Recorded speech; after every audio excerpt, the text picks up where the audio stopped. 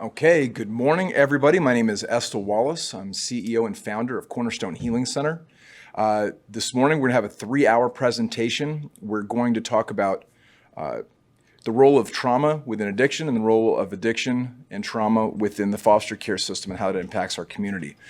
So we're going to start with an interview. I run a podcast pretty regularly called The Nameless Recovery Show. And so our most recent episode I recorded for this purpose.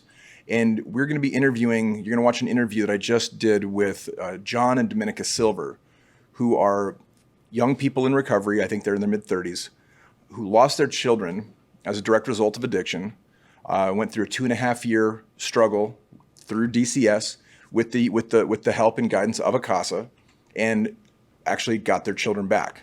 So that's what we're going to talk about now. Going to roll the video, and then directly after that, we'll go right into the next section.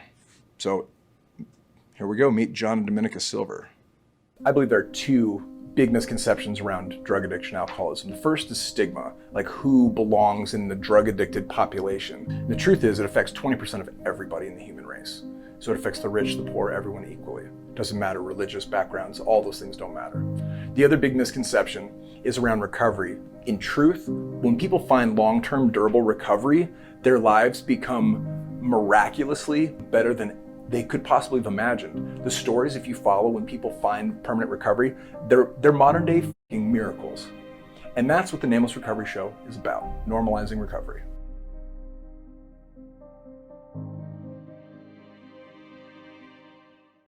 Everyone, we are rolling right into a brand new episode of the Nameless Recovery Show. I'm your host, Estel Wallace. Today I have a very special guest, very special close friends. We've got Dominica and John Silver. Welcome to the show. Thank you. Today we're going to be talking about some sensitive issues. We're going to be talking about children, the Department of Child Safety. Is that what it's called? Yeah. DCS? DCS. We're going to talk about addiction, recovery, and in child and parent reunification. So this is going to be a pretty intense episode. I hope you all have your crying pants on. There's a good chance we're all going to cry a little bit today. So welcome to the show. Thank you. Thank you. Why don't we start with recovery? You guys are both in recovery, right? Abstinence-based recovery. You're not on methadone or anything like that? Not on methadone.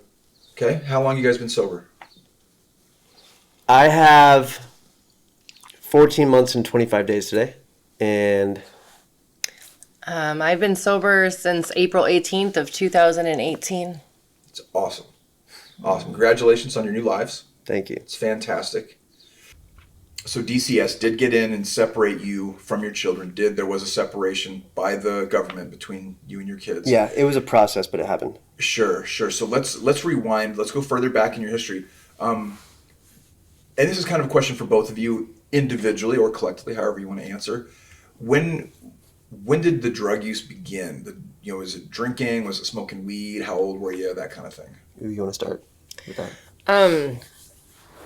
So, to be honest with you, I remember my family at get-togethers. I remember I could take a sip of wine, from my nana, and then go over to my uncle who didn't know nana, just gave me a little wine and ask him for a sip too. But I think it really, my first actual memory of a real drink, really wanting to drink, with the grown-ups was when I was 12.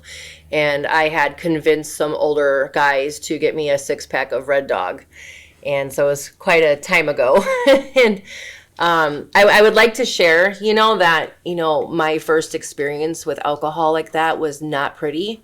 A lot of people I hear say that it did something for them and it was, magnificent and and warming. And for me, it wasn't, because I was forced to drink that 6-pack. I had changed my mind about wanting to drink it, and I was pretty much told that I made the choice for them to go get it. So now I have to drink, and I was scared because I knew these older guys were capable of doing some things that, weren't so acceptable to females. And so I started drinking it. And by the third bottle in, I was getting sick. I was regurgitating into that bottle of Red Dog, and they just kept pushing it down my throat and made me drink it. So most people would think that you wouldn't drink again after an experience like that. But the one thing it did do, it still made me feel a part of, even though I wasn't. And I continued to drink after that.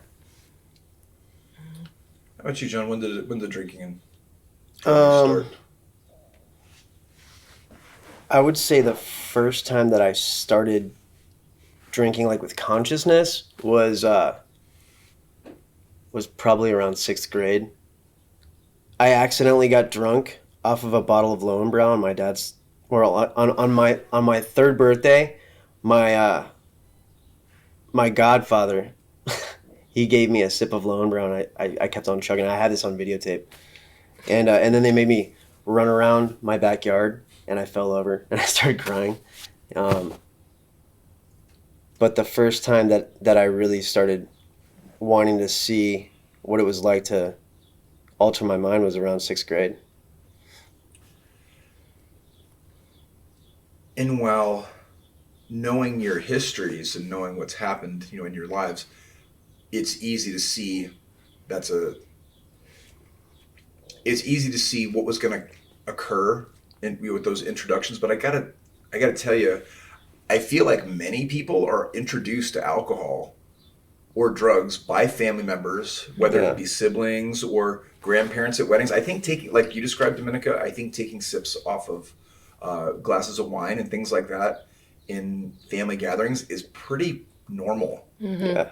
I don't think that's very far out of cultural norms, in the United States. It was super normal for me because, I mean, I grew up in a Jewish household, so literally every Passover there'd be like Manischewitz or some sort of wine where we were supposed to drink after a certain age, like 9, 10 years old, where we would take a sip after a prayer, you know? Mhm. So it was like a religious thing.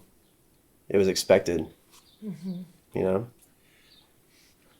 So relatively, except for your one experience, relatively innocent beginnings. How long? How long did you?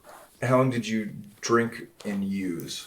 You started pretty young. When do you think it was like out of control? When did you ever first look at yourself in the mirror and go, "Holy crap! What the fuck am I doing with my life?" Shit got out of control pretty fast for me. I want to say 15.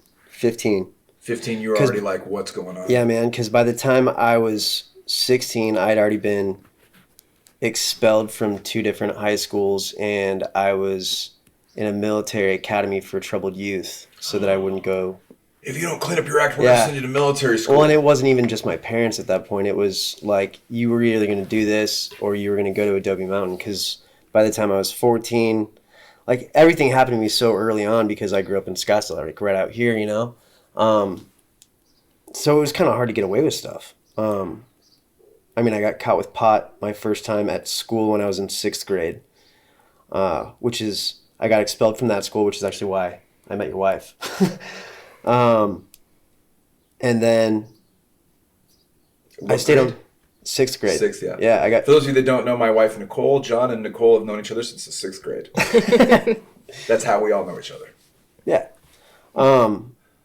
But yeah, man, I mean, it was progressive from such an early age. Like I stayed on juvenile intensive probation from like the age of 16 or from the age of 6th grade, which was what, like 12, 13 years old, all the way up to 16, where it progressed, and I never passed UAs. And then finally they were like, hey, you do this military program, clean up your act, or you're going to go to Adobe Mountain until you're 18. So that was my only option at that point. You know? Yeah, it sounds like a pretty clear indication that there's something fundamentally wrong. There There's has a been. fundamental dysfunction there. Let me ask you both this. By the time you got into the middle of it, you were neck deep into addiction. Did you think you'd get out of it? Did you think you'd land on your feet someday, that you'd ever get sober? I would say for me, once I was in the thick of it, like the thick, by the time, because, I mean, I had periods of sobriety that, you know, Renewed hope. no, it wasn't even that. Like, until I was a solid 25, I would have periods of sobriety that weren't even voluntary. You know, it was court appointed, or like I was in a program where I was locked down and I had no availability. I didn't want to try to get out of it, like regardless of how bad it got, until, man, I was 26 and homeless or kicked out for the first time. You know, I never wanted to do anything about it until it got so bad that it was like that or death. I know it sounds bad, but that's the way it was for me. No, absolutely. And could you see a future where you were happy and sober, and No, at that time, I mean, were you capable of seeing what you have now? no, no. And honestly, that alone right there almost brings tears to my eyes, because like what I have today is so good, and like I have no idea what's going to happen in the future, but I know if things continue this way, like, man, I'm down for the ride. That's the miracle of recovery. It That's is. what I think many people in the general public don't understand. One, that there's more people affected by this that don't fit into demographic boxes than they realize. And two, that people actually get sober. And not just get sober, like their lives really change. And just like both of your lives have really, really changed. And more importantly, our children's have. Yes. I mean, I'm not trying to say that my life's not important, but like, we as a collective unit, you know, as a husband and wife team, we have the ability to provide for our kids today. Like, we have healthy boundaries, and we have these things that we can instill in our kids. And I mean, that's why I'm here, man, to talk to you today. It's beautiful. All right. So then let's dive right in. What were your thoughts and feelings once you understood that your children were being removed from your life because of drugs and alcohol? Well, can you tell me how it went down? Because I know there's specifics to it. How did it go down? She's the storyteller. Let's hear it. So it's a progressive disease, right? I've come to understand that now, looking from the past to where it brought me. I just remember, you know, I always thought I was a good mom while I was using, because my kids would eat. Can't say they had 3 meals a day, but I know they had food at some point. You know, my body was there, but I wasn't present. I think, you know, one of the things where the addiction took me was finding out that I was 5 months pregnant, addicted to heroin and meth. And I just remember saying that I was gonna quit after this last bowl, or I'm gonna go get help tomorrow. And I became my own worst nightmare. I never thought that I would be pregnant, addicted to drugs. Like, and I always thought that I could stop. And this disease is just so powerful. No matter how much I wanted to, I just couldn't put it down. And it came to the point where I would never admit that I was using. I would never admit that I was using. But, you know, psychosis took me to a whole nother level with meth. And I finally just couldn't let our children be homeless with us. Like, I had some moral left. And I remember I had asked my sister and my brother-in-law if they could take the kids, because we're losing our apartment. We've already lost our vehicles. We're about to be living in the one we had left. You know, And how many children? Two. Two. Dante and Savannah. Dante's older. How old were they at the time? 8 and 3.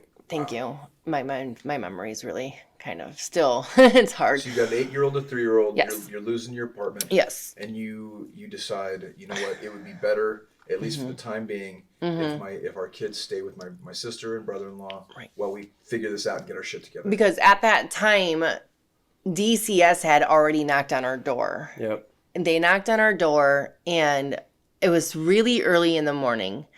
And I will never forget, because my mind was so gone. I told them, I said, I don't believe your tags are real. I can make those if I wanted to.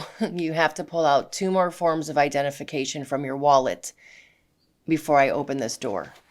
And that's not normal. Like, people don't say that to the Department of Child Safety when they're knocking on the door. And, you know, and I let them in the house. And I remember I was waking up John, and I remember I was like, DCS is here. Like, DCS is here. And, you know, and they wanted to interview us. It was an investigation. And apparently we had over 65 anonymous phone calls. Wow. On us. I'm okay with that today, though, because it saved our life. And in my mind, it takes 65 fucking calls to get somebody to talk to. They had Yeah. over 65 anonymous calls within a certain time. I honestly didn't even know that until right now. Yeah. I didn't know that. And I remember that because I was like, whoa, right? Like same person calling 65 times, or Could be. I'm not sure. I guess that part really doesn't matter. What matters is that I'm pretty sure I know who to thank. I know some of them who I can thank today for doing that. Because you got to do what you got to do, right? To save the kids. It's about the children. At that point, when you're in addiction, it's about the kids, and that's what I understand today.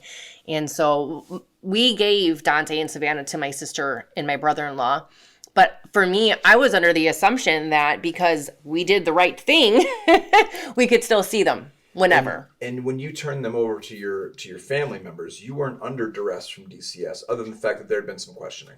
Correct. It was an investigation. But the moment that my sister had, because they were in school, right? There's school and things that need to be done, doctor's Sure. appointments, stuff like that. She didn't know Life goes on. what to do. So she called and reached out to the DCS caseworker and said, I don't know how to do this. Like, they have to go to school. They need their doctor's appointments. And that's when, boom, they took over that whole entire situation, and it became a case. It became a case very quickly, to be honest with you, very quickly.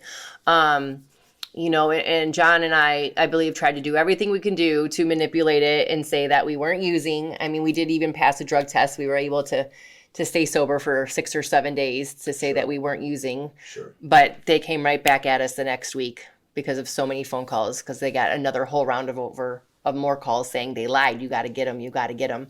And they got us. And so, drugs used to be a luxury and they became a necessity, and I couldn't even put them down for my kids. Couldn't. And not even for my unborn child. And it was hard. So we were homeless. We were homeless on the streets of Sunny Slope, Arizona. We lost everything. I lost my mind. The psychosis was so, so bad. I thought my husband was a cop. I thought I was an investigation, like being investigated by him since I met him in 2010. So a 10-year investigation, but he couldn't arrest me because he fell in love with me, got me pregnant, married me. Like, this is where my mind had taken, the drugs had just taken over, the powerlessness, to where I was running from the one person that only wanted to save me, only wanted to help me. Meth psychosis is a real thing. It is. I don't know if people understand. People that are outside of that world understand that if someone's been awake and on methamphetamine for an extended period of time, if you were to pull them into a clinical setting, they would be misdiagnosed oftentimes as schizophrenic or schizoaffective. Yeah. So what you just described, being in that state, tortured in so many ways, obviously self-inflicted, but that doesn't change the suffering. No, it doesn't. What were the feelings associated with knowing that you were separated from your kids and this whole thing was happening? Shame, guilt, a lot of remorse, resentment. I mean, it's just, at that time in my psychosis, the one thing that, it's hard for people to understand is that I even thought my own kids were after me. My psychosis was so bad. So I wasn't allowed to be by my children because I would cut the lining of their clothes to see if they were bugged by the Department of Child Safety. I literally believed that everything, including a flower pot next to me, would have a device in it. So it took a lot of work in order for me to finally see my children. I did a lot of things that I can't take back. I called the human trafficking line and exploitation line on DCS. I called it on my in-laws, on my own family, because my mind was telling me that if they got in trouble for something that they weren't even doing, I could have my kids back, and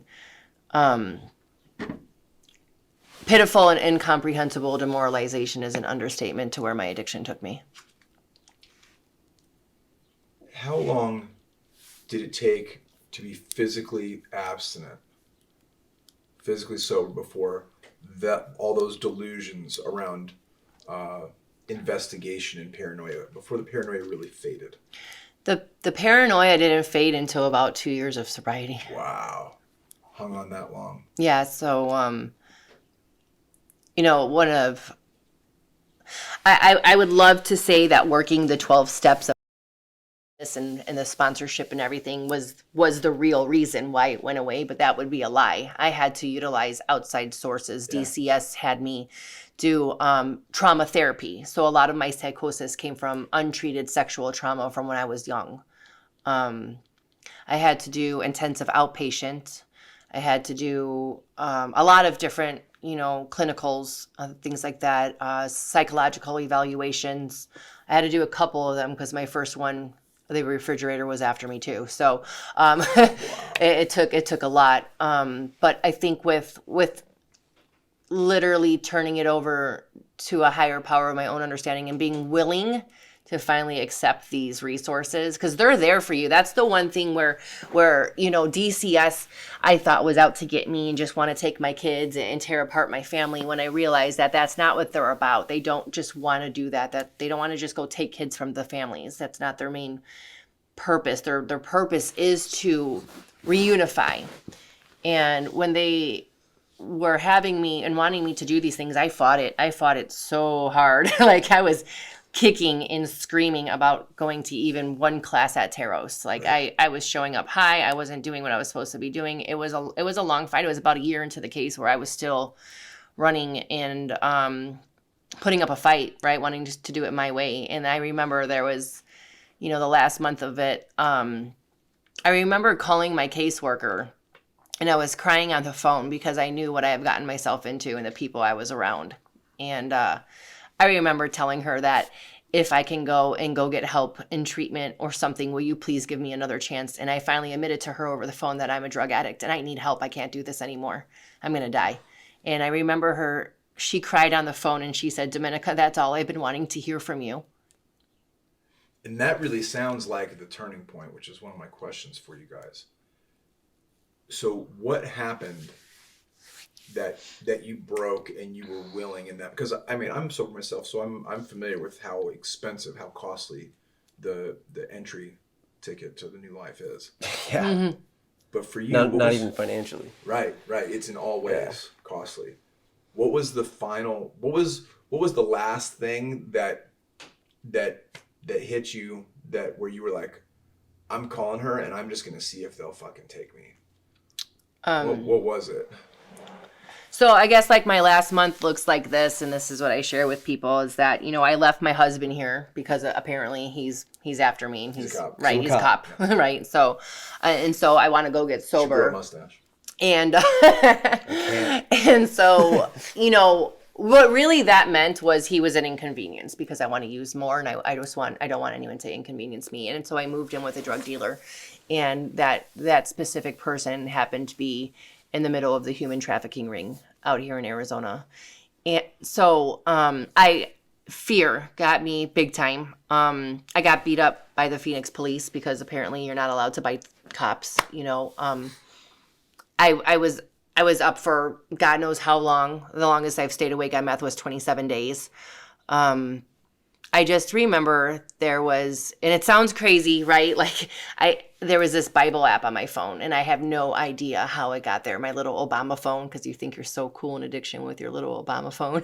and I have no idea how it got there. But that Bible app, I remember the guy was sleeping and I was awake, and it said for children's ages 4+. And I started thinking about Dante and Savannah for like the first time. And like the longest time, and then I had to make a decision. I'm either going to die because I'm going to die from these drugs. These people are going to kill me, or my kids are going to bury me, and I don't want them to do that. So I reached out for help. I just had to make a decision, It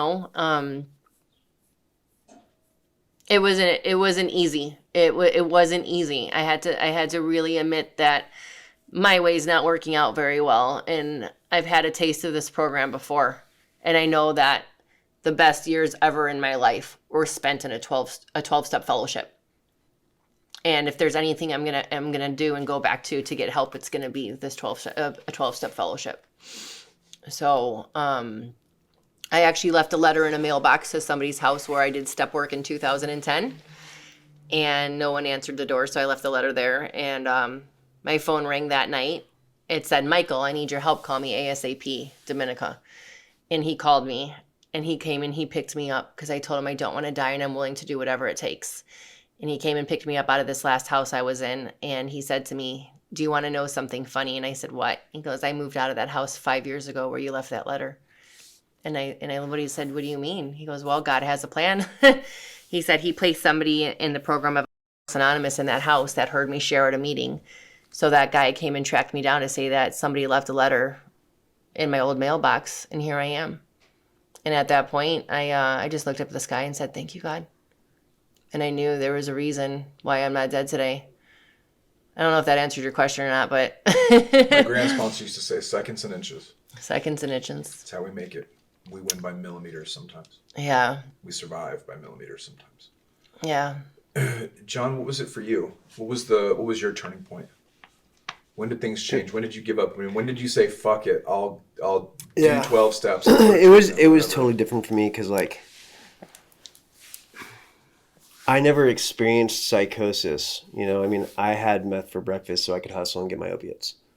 But once Dominica left, and like it was all such an emotionally shot out process for me personally, because you got to put yourself in the perspective, right? You have this family that you've created, you know, you've been sober for 5 years and 11 months or whatnot. Yeah, 5 years and 11 months today. I start drinking. Once I start drinking, that's not enough. I start using heroin. I get physically addicted. And then throughout the span, the culmination of a year and a half, I lose my job. I can't afford the car. The car's repoed. I can't afford the house. You know, the wife gets into her addiction, and all of a sudden, I've lost everything. The kids are with the in-laws, and now the wife is in meth psychosis and leaves me. So at that point, you know, I've lost everything to my addiction, and I'm just thinking in my head, I need to run this until I have nothing left. But I woke up one day and, like, I think I was 135 pounds. I was completely dope sick. And I just called my dad and I was like, I need some help. And he said no. So I called my other friend, and it was really late at night. I asked him if I could crash on his couch for the night. And I actually, I told him I'd give him some dope if he let me crash on his couch for the night and I could just go to CBI in the morning. So they agreed. We smoked some heroin, and then I went to CBI and I detoxed, you know, and that was... CBI Central City? Yeah. Good for yeah, bro. you. Central City. Good I mean, and for honestly, you. like at that point in time, like I hadn't, you know, it says in the book, like you need to get yourself physically straight before, you know, you can spiritually get straight. And that was totally the case for me. You know, like I didn't want to go to any of the meetings or have any of the discussions at CBI that I knew that I was required. I just stayed in the room and took my Suboxone for like 4 days and detoxed. And by that fourth day, I called my dad and I told him that I was sober and I wanted to get into a program. So he let me in for the weekend so that we could figure out where I was going to go. And then I went to not so much a halfway house, not so much a rehabilitation program. It's called Paradise Keys. It's like old school. It's like sober living. Yeah, it's like an old school halfway house. Super old school, yeah. It's a good place. Which is, I mean, it's funny because that's right where I was homeless once Dominica left. It's in the hood. Yeah, yeah, it's in the square, man. Uh-huh. That's where I got sober, and that's what I needed because I needed to come up from nothing. If anybody doesn't know that terminology, that lingo, the square is a square mile in North Phoenix. It's hood AF. A lot of drugs, prostitution, human trafficking. It's bad. It's a bad neighborhood. Especially between the hours of like midnight and 4:30. Yeah. It gets kind of weird there. But yeah, I mean, I knew my whole life was wrecked and that I needed to change. And then once I got sober, I mean, that's when I really realized how much work I needed to put in front of me, that I had in front of me rather. Because, I mean, I was sober. I had a job within like a week. That's not the hard part. And then I realized this entire case is going to be a long process. So I had to swallow that. Mm-hmm. So, describe for me some of what it was like being sober, trying to work a program, trying to hold down a job, going through all of the pains of early recovery. Wow. Tell me about the experience of like operating within the DCS framework and trying to jump through hoops and trying to get your kids back. And It was so hard. It was exhausting because when you're out there and you're using for so long, your body is just torn up. So that energy has been depleted because we're using drugs to have energy. And oh God, the way I looked, the dark circles around my eyes. I was 82 pounds when I last weighed in. You know, I did 4 or 5 days at my buddy's house to detox. I mean, for meth, really, it's not like a... sleep and Meth is cereal. different. Yeah, meth. Sleep When and people are cereal. saying I get sick off of meth and I'm dope sick, I'm like, what do you mean you're dope sick? It's meth. We don't get dope sick. No, we you get... sleep and We are exhausted. cereal's good. Yes. Milk and cereal. Yes. Eat food and sleep, and then like 4 or 5 days of that, and then finally you could start moving around. And Be a good t-shirt. Sleep.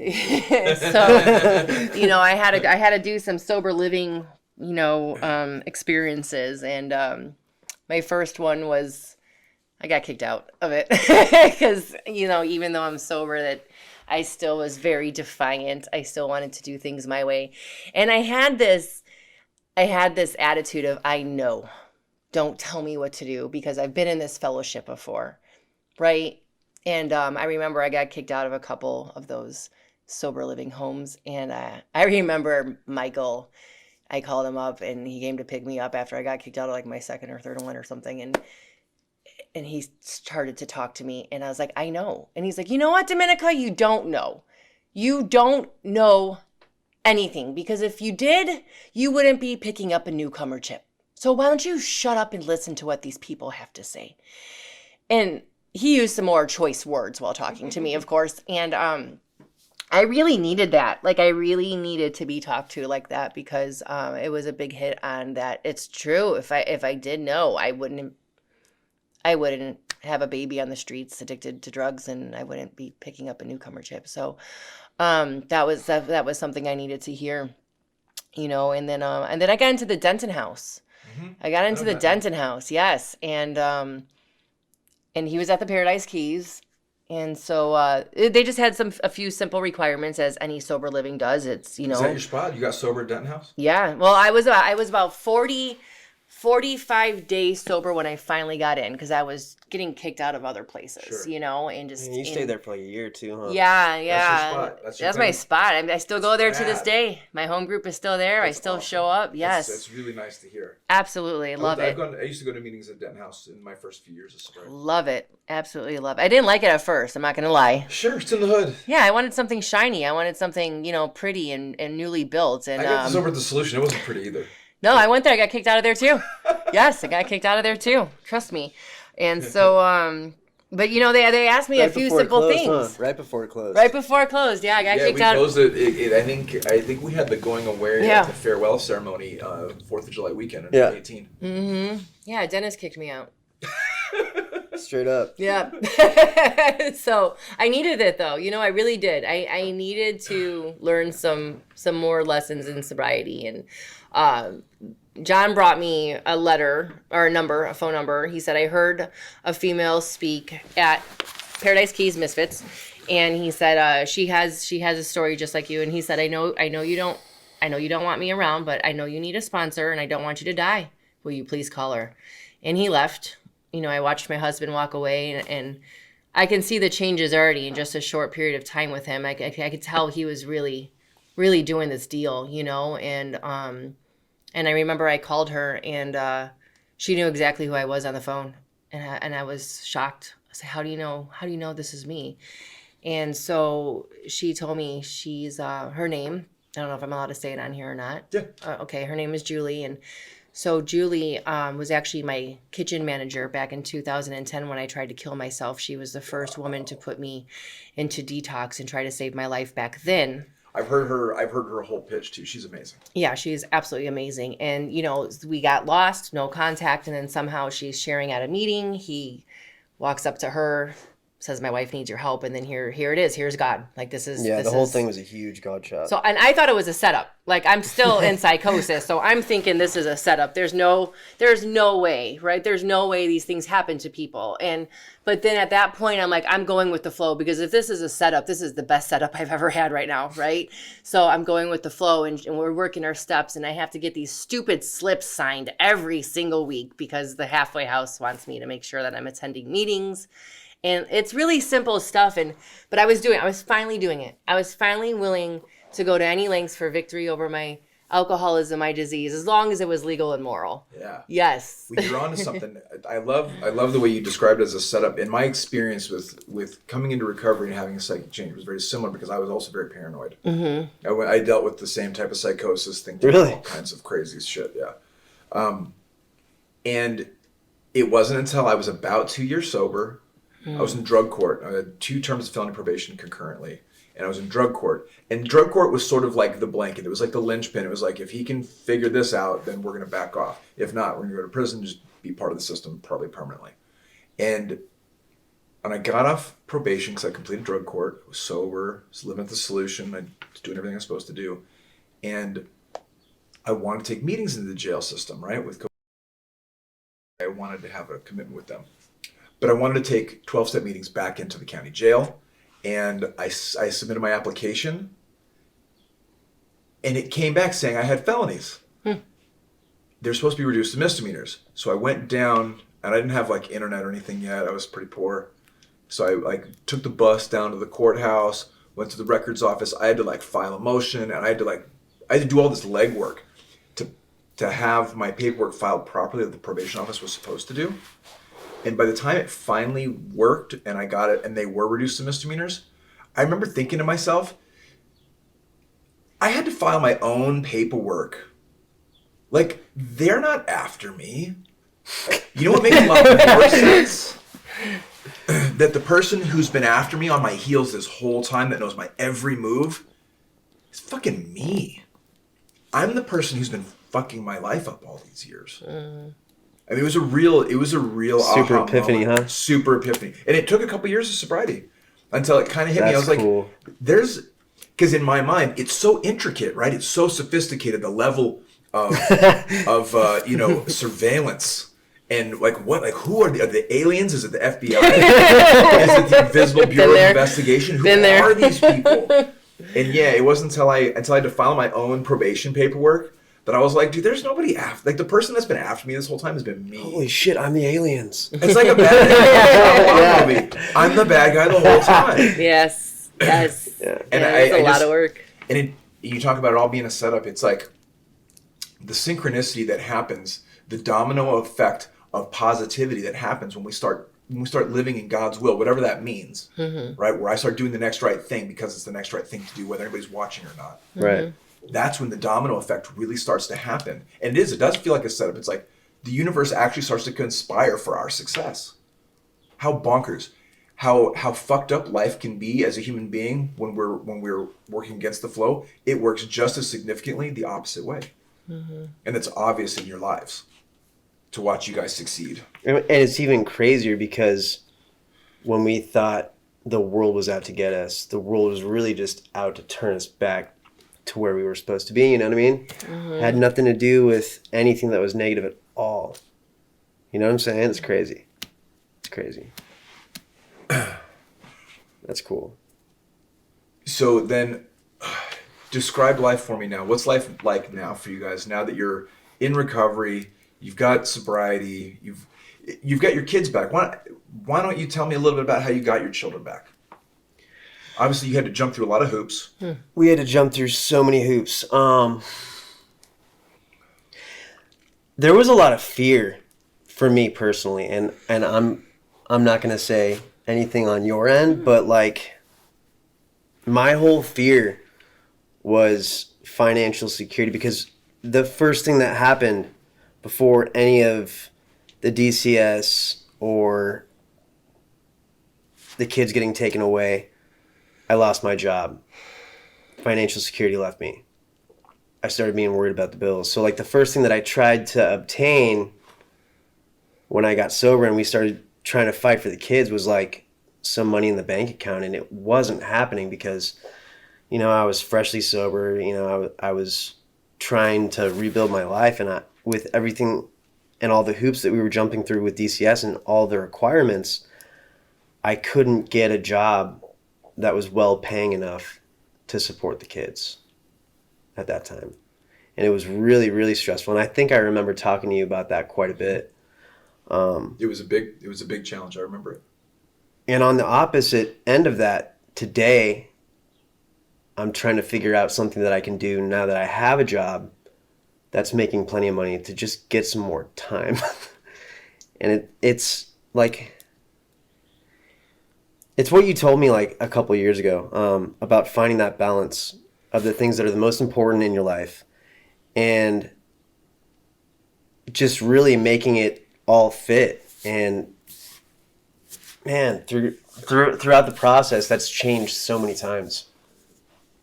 You know, right now it's just about having more time with the kids, having more time for new guys in the book, having more time to go to the meetings that I know that people can hear a message come out of my mouth that might be able to help them, you know? Whereas like when we were fighting for the kids back, it was just like, what do I have to do to make sure that I can be a good dad? I don't know. Things have changed so much. And I know they're going to change so much in the next 2 years too. I don't know if that even answered the question. It does. But like, Gotta love talking to ex-drug addicts, right? well, Because no, we're it's all just over the place. it's baffling the full process that has happened so far, just with like getting the kids back and like us losing years of life, you know, because the whole process of them going to Natalie's, her sister's, my sister-in-law, and How long was that? From the day you dropped them off to the day they were back in your care without I leaving? want to say 2.5 years. Yeah, about 2.5 Oh years. God, that hurts my heart. Yeah. Yeah, it hurts mine And too. for the first, It's hard to imagine being without my children for 2.5 years. yeah, for the first year, we couldn't even see them. Like you- they tried. They tried. And you then, have to think about this too. Like, it was so hard that we used drugs to numb that out, and because Like, of it perpetuates yeah, yeah. and it perpetuated it. But because of the amount of drugs and the type of drugs that I was using, it didn't feel like 2 years. You know, until I got sober, that's when all of those feelings came back. I know you know what I mean by that. Yeah. You know, it's like, Yeah, you can numb out. yeah, I could numb out all I wanted to during the time when I was just trying to forget about it. But then once I got sober, all those feelings hit me like a ton of bricks. And that makes it difficult to stay sober. All those feelings, no tools for emotional balance. And that's ultimately why a lot of people continue to use. For a number of reasons. Separation from children is one of them. You know, trauma, unresolved trauma. I agree with that. Even if it's self-inflicted, doesn't make it any less real. You know, the distance between our actions and our intentions creates suffering. And once that is really significant, yeah, staying sober for even a few days makes life feel unbearable. I think the hardest part was when like our visits were kicking in, supervised. Every time they would ask us, when are we coming home? Oh God. That was the hardest question to hear, because we weren't allowed to ever talk about our case to our kids. We were not allowed to talk about, No, there was so many rules. we had so many rules. They weren't supposed to know anything. Our visit was strictly a family setting to spend quality time with our kids. So we weren't allowed to say anything. So they were right next to us the whole time. So all we could say is, and your kids are asking, when am I coming home? when are we Yeah. coming home? What's going on? But we weren't allowed to tell them. We weren't. The only thing that we weren't- could do is reassure them and let them know that Yeah. like you're coming home and When the time is we Yeah. We are doing everything that we can to get Yeah. better for ourselves, for you. So I think saying sick, mom's sick, right? Like, that's like the most honest, because I am, right? We're sick, Yeah. you know, and mom's just gotta get a little bit better. I'm still working with some people, and as soon as I can get there, you're gonna come home. You know, but I can't say when. We just can never say when. Never give him a time length, nothing like that. It was really hard. It was really hard. And DCS, you know, I believe I had a lot more to jump through than Jonathan. And we had 3 separate DCS cases because there was 3 children involved. So it was, I definitely got, I mean, I earned it. I earned everything they had me go through. You know, self-will ran riot, that's for sure. She wrecked her mind. I mean, I wrecked my body a lot more than she did. And I feel like she wrecked her mind so much more than I did, just because of the difference in the drugs, in our drugs of choice, that mentally she had a lot more hoops to jump through. And she did. Like, she did. I remember when I first started taking Taros seriously, like when my first a couple of weeks of sobriety, and I remember my counselor at the time there had asked me a question, and just something came back, like the fire for sobriety came back right there and then in this group room. And I said whatever I said, and she looked at me and she's like, wow. And I remember she had talked to me after class, and she's like, would you be willing to tell more of your story? And that, I think that, you know, then tarot started. I started getting really into tarot. I'm alumni now, so today I actually get to go speak to tarots, to all these people that have DCS cases, right? And I get to do that today. And it is absolutely amazing. Like, to be able to, I've made some really good friends through this process too as well. You know, who I just saw them yesterday, who's now a graduate of Tarots, has her kids back, and we're like, awesome. you know, we're side by side. It's amazing, you know, and the hoops though, but yes. That's a powerful way to give back. I love it. Super powerful. I love it. That's my fire right there. I love it. And the craziest thing about those circumstances is that, like, DCS case or not, some of the people that I've met that have had DCS cases are the best parents that I know. Oh yeah, we had to do parent Today. aid. Yeah. Right. Today. Yeah, today. So then outline that for me. What does working a program look like for you today? So you've got service commitments at Taros, where you're helping new people in recovery that have DCS cases. So that's when asked. Yeah, when asked. What else do you guys do? What is working? First of all, I wake up and I thank God I'm alive. The moment my eyes are open, I thank God, because there's so many people that just can't or will not see this way, and they don't get to make it. You know, we get to see our children wake up because they're at home. You know, we get to, I speak a lot. I love speaking. She speaks a ton. I Man, say a ton. it's not a bad thing. Yeah, I mean, you're at the point. I'm saying that because you have an amazing story. She's at the point where she could probably be a circuit speaker now. Oh, She's I'm being getting asked really, to be really good at her recorded story. now, to be submitted, and it's pretty awesome. It's fantastic. I think you it's have a powerful great. Message. Our kids will come with us to meetings. You know, that's one thing that, you know, in the very beginning, you know, I had asked when we were finally to do visits without supervision was, can I take my kids to a meeting? Because I saw the importance of, last time around when I was in a fellowship, I used my children as an excuse of why I can't go to a meeting, right? Changing diapers, nap time, oh, it's dinner time, or whatever. And I just, you know, I was always afraid of the person that's going to say, oh, your kid's interrupting. Well, now today, I'm sorry, but I don't want to die. So if I need to bring my kids to a meeting, I'm going to bring them to a meeting. So in the beginning, a lot, and nobody said that to me. Nobody said that to me, you know?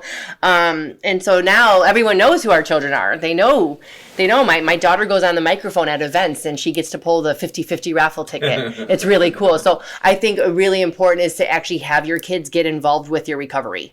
I think it makes a huge difference when they understand what you're doing to give back, because they want to, then it helps them learn how to help others at the same time. They don't understand about the addiction part really, or but they're having fun and they get to meet other kids like them. And, the sponsorship part is huge. I still talk to Julie on a regular basis. She still knows I'm her sponsee. And you both sponsor others. Yes. Yes. I need to obtain more sponsees now. If you need a sponsor, let me know. So meetings, sponsorship, all Yes. those things are still Service commitments. Yes, I sir. love it. For me, honestly, and this is some, like we were talking earlier about the balance. Like this, like I need to start going to better meetings like at night with not only the people that I know that I grew up in recovery with, but that have like more fresh heads. Because when I go to morning meetings like the Nooners and stuff like that, I see the old timers and it's great because they carry a message. But I don't see a lot of newcomers that I can sponsor. Sure. So I think that's one obstacle that I'm trying to overcome right now is getting new guys that I can take through the book. Because I mean, my schedule is so crazy ever since I started working my current job, and I need to work at that because I know how important it is to go to meetings and have service commitments and to take dudes through the book, and I need to start taking that a lot more seriously right now. We've had two different paths in addiction and two different paths in recovery where like he's always worked nights and I've worked days. And Right. I had a job interview where I had said something, I can't remember, when I was working at Red Robin. I had to get a job if I wanted to pay for my sober living. And I remember I took a 6-hour bus ride commute to and from work. And I remember my job interview, I had said something and she goes, can I ask are you in a fellowship? That, my boss had said that. And I was like, oh man, she's like, because you speak as if you have experience with something that's brought you to the light. Because my husband, she said to me during my job interview, my husband's 25 years sober and he goes to AA. So the way I was speaking, she recognized it and I was hired. And, where and it was very, very, it was a blessing. So I've always had that support, through work and everything. And I've always worked, well, I guess I worked nights too, or like lunch shift or whatever. But I'm telling you, like I've a lot of action and more action and more action. But I've been very blessed to be able to have days off for commitments because I've always told my employers, listen, if you don't let me do this 50-50 raffle on this day, I'm going to die and you're not going to have me. So I've always been very honest with them. Like, just can't. And me scheduling for events, like I can do that. That's really easy. He has a lot of blackout dates in the restaurants though, where he can't take off. So there's 3 months. It's getting where he's easier. not. COVID's made it kind of hard. Yeah. But we're getting back to normal slowly. Yeah. In the world. But we work with each other. We're a team. We're Team Silver. And only got a couple more questions. Yeah, absolutely. So, the CASA advocates. Yes. You worked with them. Karen was her name. So you had your own advocate. She was awesome. How can, because this is going to be viewed by CASAs all over Arizona. Okay. How can CASAs help support other parents that have lost their children to foster care system? How can they help? Can I start off with this one? Yeah, go for it. I think the main way, because the main way that CASAs can help is by getting out there and letting the parents know that they're not the bad guys. Because the DCS caseworkers, like, I swear it was so hard for me to view the DCS caseworkers or anybody that was in the DCS case as trying to help us for the longest time. It wasn't until like the last couple months. Just literally telling the parents that are trying to reunify that they're not the bad guys and that they're really trying to help try to figure out what they need so that they can be of service, and just being honest that way. Because there's a lot of parents out there. I mean, if you're anything like me, you're paranoid about anybody that's even involved in the case. It got to the point where I didn't want to talk to anybody that was even close to the case. So that would probably help. How about you? What's something that CASAs could do to help support other parents that are in the thick of it, losing their kids to foster care? I think having more resources and understanding of a 12-step fellowship, finding Ella-Tot, Ella-Teen, Al-Anon, because not every family is both drug addicts. Sometimes it's just one or the other. Sure. More sober support like that. Because of finding, ways to find meetings, help them, because not everybody has this opportunity to be able to come across the 12-step fellowship. This is, it's a blessing, and not everyone can see it's there when it is, right? They're not ready, or they just don't see, they pass it by. They don't understand, So I think having more knowledge of a 12-step fellowship and seeing the difference, because I mean, it's been around for how long has this? So if it didn't work, we wouldn't be using it, right? Right. So Millions of people. Exactly. Tens of millions. All over the from world. this sobriety. Doesn't matter where you come from, rich or poor, east side, west side. It doesn't matter, right? This works, right? So I think that if they had just a little bit more experience or knowledge with the fellowship themselves, as a observer, maybe, hear some more stories, that would help for them to be able to kind of, I can't say lead the way because it's not their job to lead the way, but get those resources and not be pushy about it, but just be there to help. And, and maybe they can pass on somebody else's experiences to their cases to say, hey, this is what, this girl did. I mean, I offered my lawyer, if I told him, you ever want me to come speak to the courts, I'll do it. Yeah. So, I think that would be really good. And letting the families know too, that their children can be involved with the recovery. Can be involved, because I think there's something where people that haven't been through this think that it should be a separate thing. The kids should have a babysitter, let the parents go to a meeting.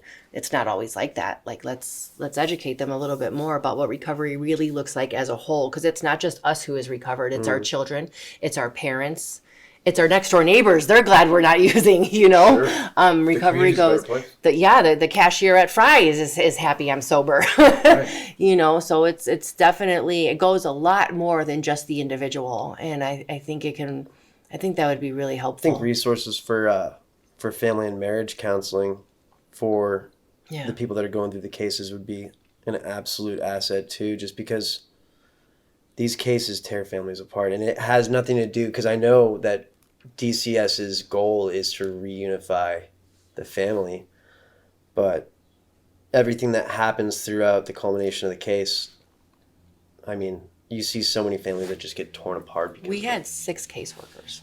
Wow. One casa. She was awesome. Yeah. She took us out to eat. She had a Tesla. She won my kids right away with that car. That Tesla was awesome. That Tesla was great. She let them go in the Tesla. Yes, like she was very personal. It was more of not a case. Like, it didn't feel like she was observing for a case. It was very natural. She was, and what was really cool, and to the casas out there, I don't know if you do this or not, but I have still received a happy holidays. I have still received how are you guys doing? Do you need anything? I'm here for you. Not on a regular basis, but Yeah. Especially around the holiday season, because that's a tough season for a lot of recovered addicts.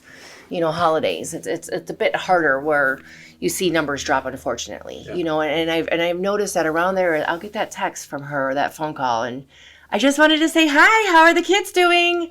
And it's just so genuine. It's genuine. It's not like a task or a chore that she just had on her calendar and had to complete. And that means a lot, because I haven't heard from any of my caseworkers. Let me tell you that.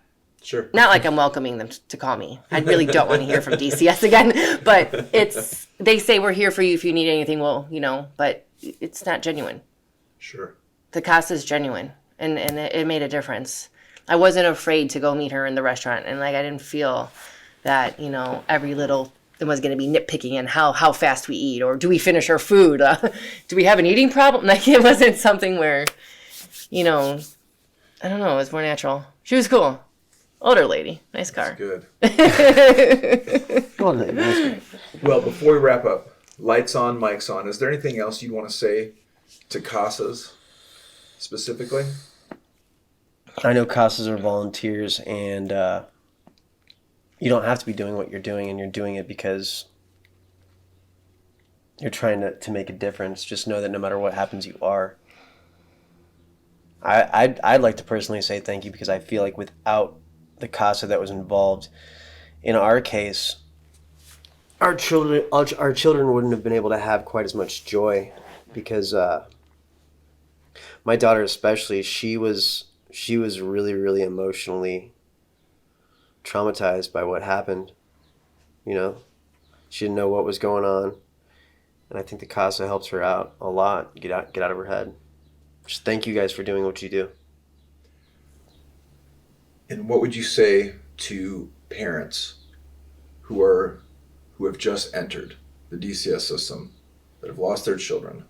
What would you say to them? Whether you think you can or not, you absolutely can, and you just need to put one foot in front of the other, because it may be a process. There's cases that vary in length and time. You can do this. You can get your kids back. If there's a will, there's a way. If you really want this, it's there for you. Utilize those resources. If they're offering you help, get it. Take the help. It's 1 day, 1 hour, 1 minute at a time. Just be willing. Just stay honest, open-minded, and willing. At bare minimum, those 3 things. And it's not going to be easy.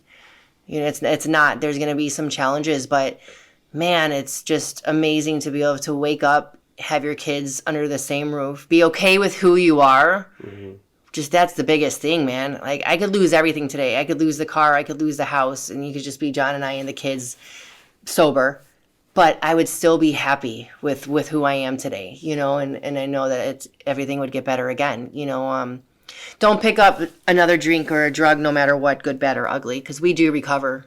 Like we do. You're listening to a miracle. There is no way I should be talking to you right now with what I've been through. And if I can do it, so can you. From the bottom of my heart, thank you both.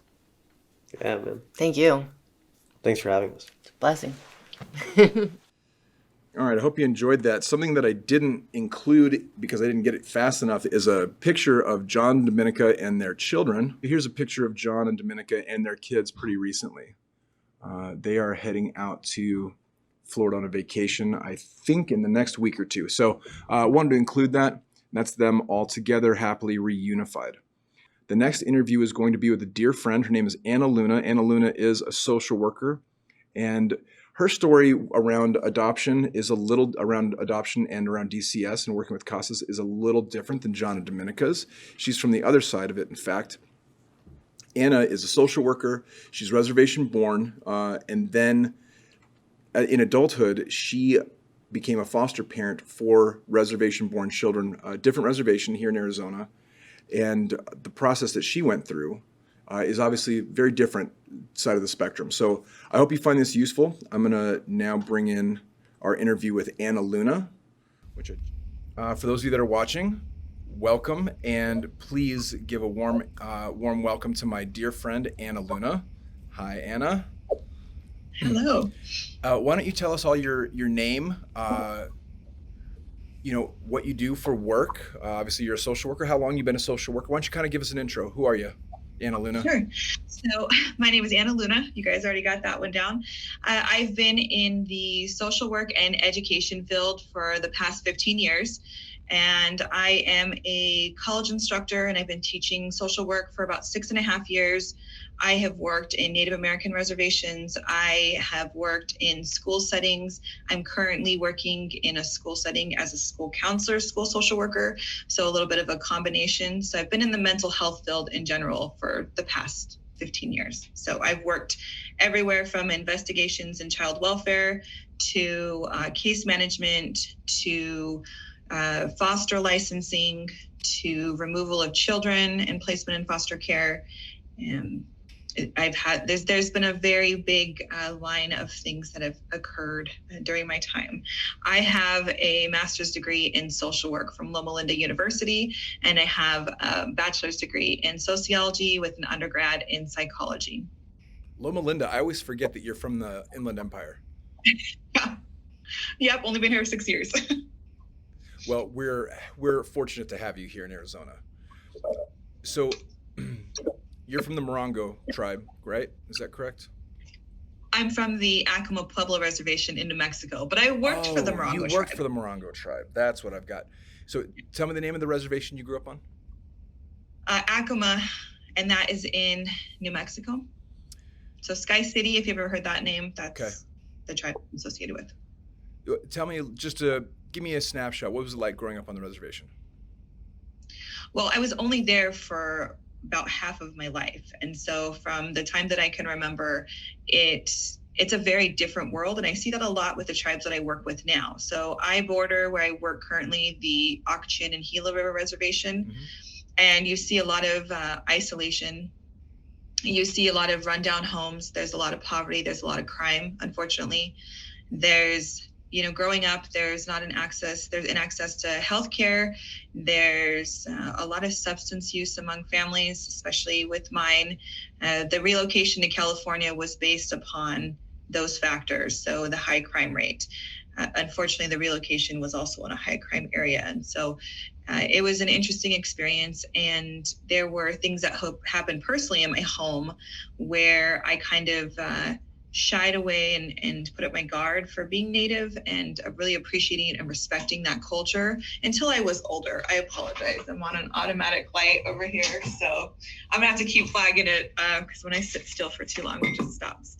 So I did have about half my life. I recall moving when I was entering middle school. So my elementary years were spent on the reservation. And I have only been back since, one time since then. And that was a lot to do with, like I said, those personal family reasons for not being on the reservation anymore and not choosing to raise my children there.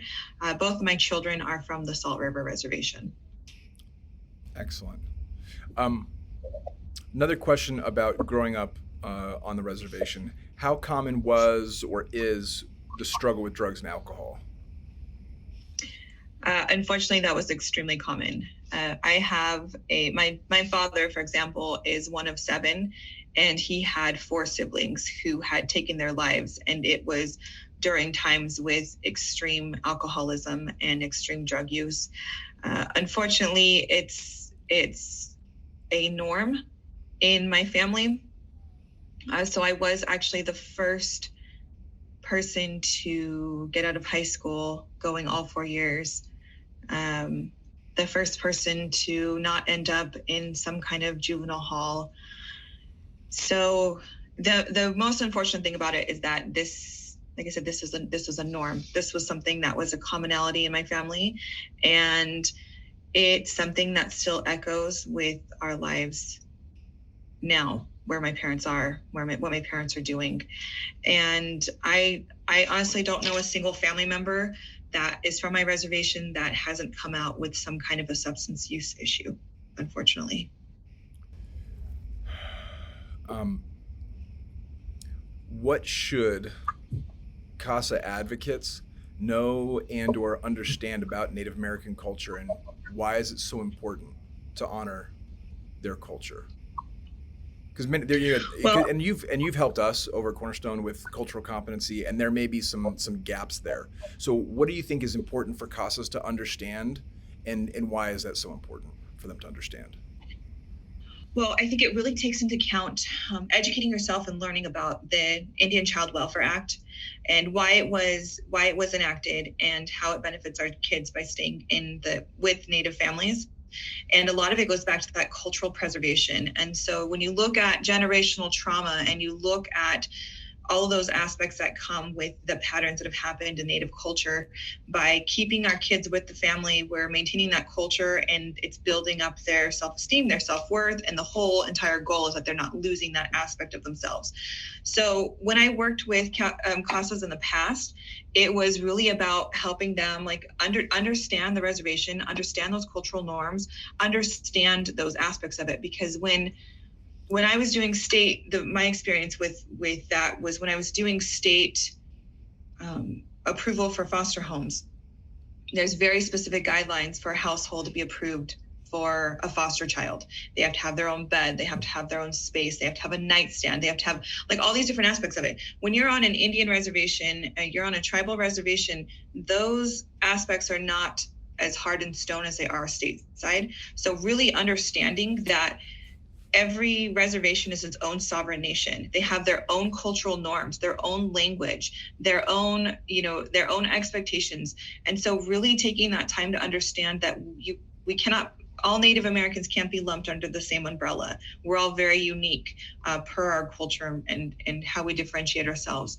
And so really taking that time to understand that aspect of it, do a little research on the tribes in Arizona. If you're working with a Native American family, think about, did the ICWA come into place? If it did, if it was enacted the appropriate way, what is the placement that they have? Because what I saw a lot of working in the foster care system and becoming a foster parent myself and fostering my 2 children, what I was seeing a lot of is that we had Native children who were placed in non-Native homes. And so what we were really looking at was, how is that cultural preservation going to happen? And, really, like, basically the whole thing goes down to educate yourself and take that time to just understand that particular tribe and why they chose those particular things. And when you're working with those families, are they a stateside case? Because the tribes do have the option to take full jurisdiction of a case. And how would that affect that child in the child welfare system? Because I saw it from 2 completely different realms with my daughter, who was stateside born in Phoenix, and the tribe decided just to send an ICWA representative, and she was a 6-month almost exactly, and she was eligible for adoption and ready to go. And all we had was a representative from the tribe. My son, the reservation took full jurisdiction of him, and it carried out for 734 days until we were able to get legal guardianship of him. And they found a cousin who wanted him at 18 months old, and I almost lost my son, and I'd had him since he was 4 days old. And so really, and that was a terrifying experience, to be a social worker, to see that happen to somebody, but also being the foster mother and having that happen, and then still understanding the ICWA aspect and why that aunt was a more preferred fit than I was, but then considering the non-Native aspects that aren't specific to the tribe, which is the attachment and the connections and that emotional piece of it, and that child knowing you as the parent. And so it was a really, really odd experience to have that social worker tell me that there was an aunt or cousin or whatever she was that wanted him. And all these things were happening because I was seeing it from so many different angles, being in all these different fields for all these different years, that it was truly horrifying to go that next 60 days and not know if I was going to have my son, and knowing that I couldn't fight for it because I could not fight the tribe. I remember when all that happened, we were in each other's lives during much of that, and I remember how heartbreaking and tough it was for you to go through that entire experience. You've kind of touched on it, so maybe I can get you to expand a little bit. Can you describe for me what it was like navigating the foster care system, even with all the knowledge you have of working in that space and being Native yourself, even though it's from a different reservation? What was it like navigating the adoption process inside of your family? So, oh my goodness, it was the way it had gotten brought about was, there's not many 2-parent Native American households. Tribes are able to have their own foster program, and they would have their own licensing requirements. They would have their own specifications for who they're looking for and what they need. So I was working for the Salt River Reservation, and I was a social worker there, and they had approached me and said, we need more 2-parent households. I'm the only Native person in my adult household, and it's still that didn't matter as much. So we were still considered a 2-parent Native American household because I have a tribal certificate that has my blood quantum on there and my tribal seal, and then I'm a part of this reservation. And so when I had agreed to this, I had a lot of questions myself, like, how is this going to work? Are we getting only Native children? Are they going to be mixed? So there was like so many different things that had happened. And it all went down to, there's a lot of things that align very similarly, state and tribe. So tribal and state, you have to do your training for it. You have to do your home study. You have to do background checks. All those aspects are very similar. What differentiated being a tribally approved foster home was that the children placed in our home were members of that particular tribe. So one of my children, are they both from the same tribe? Yes, so they're both from the Salt River tribe, and then my son is Native American and Hispanic, so he's about 60-40 split, and my daughter is 70% Native and 30%, to our knowledge, African American. And I say that because when the children are placed with you, a lot of the times we have no medical history of them. We only have names on birth certificates if we get that information right away. And so I was being told by a social worker that my daughter's biological father is African American, but I have no other proof other than a social worker who had just randomly mentioned it, because there's nothing in any of her paperwork that would ever suggest that. And so you get children, and my daughter was 3.5 years old when she was placed with me 3 years ago, a little over 3 years ago. My son was 4 days old, and he was born premature, substance exposed. And I got the phone call that he was getting out of the hospital and they needed us to have him. Your license, when you get licensed, you get very distinctive, you get very detailed about who you're willing to accept into your home. And so my current license is birth to age 12 right now.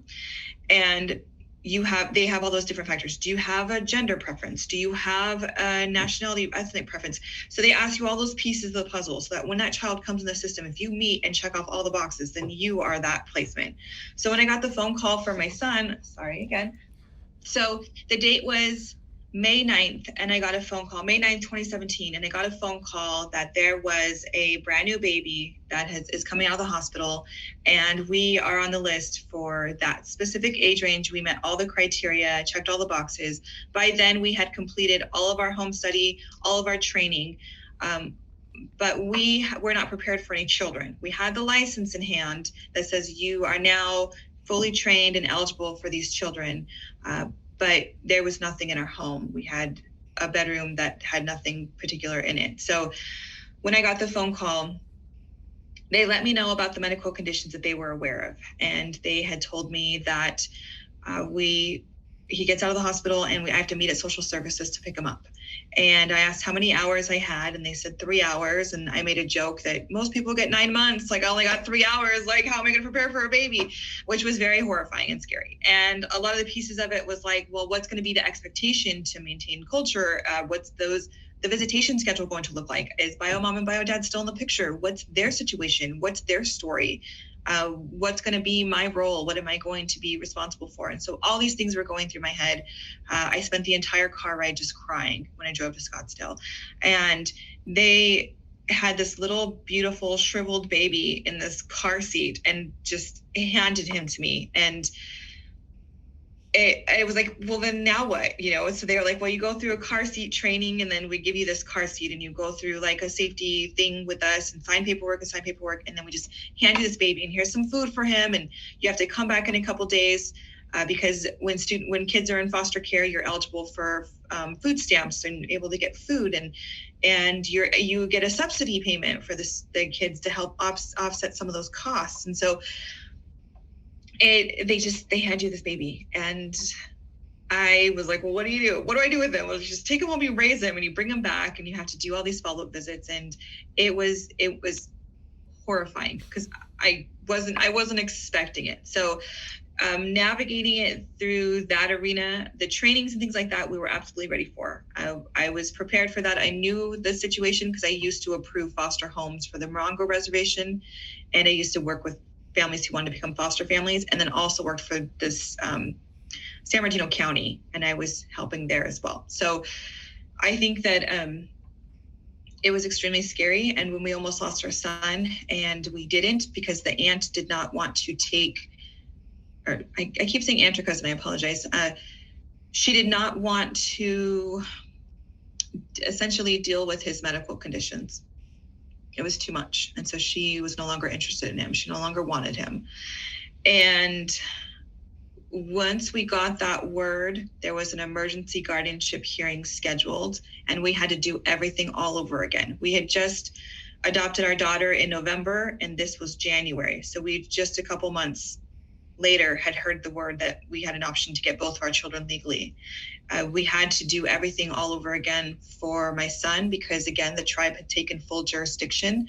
So all the licensing and approval had gone specifically through the tribe. The social worker was through the tribe, and then the judge and everything was through the tribe. And so with my daughter, we met with the CASAs, we met with the GAL, and it was a very straightforward, very much easier when I look at my son. I just don't know how many processes are much harder than my son.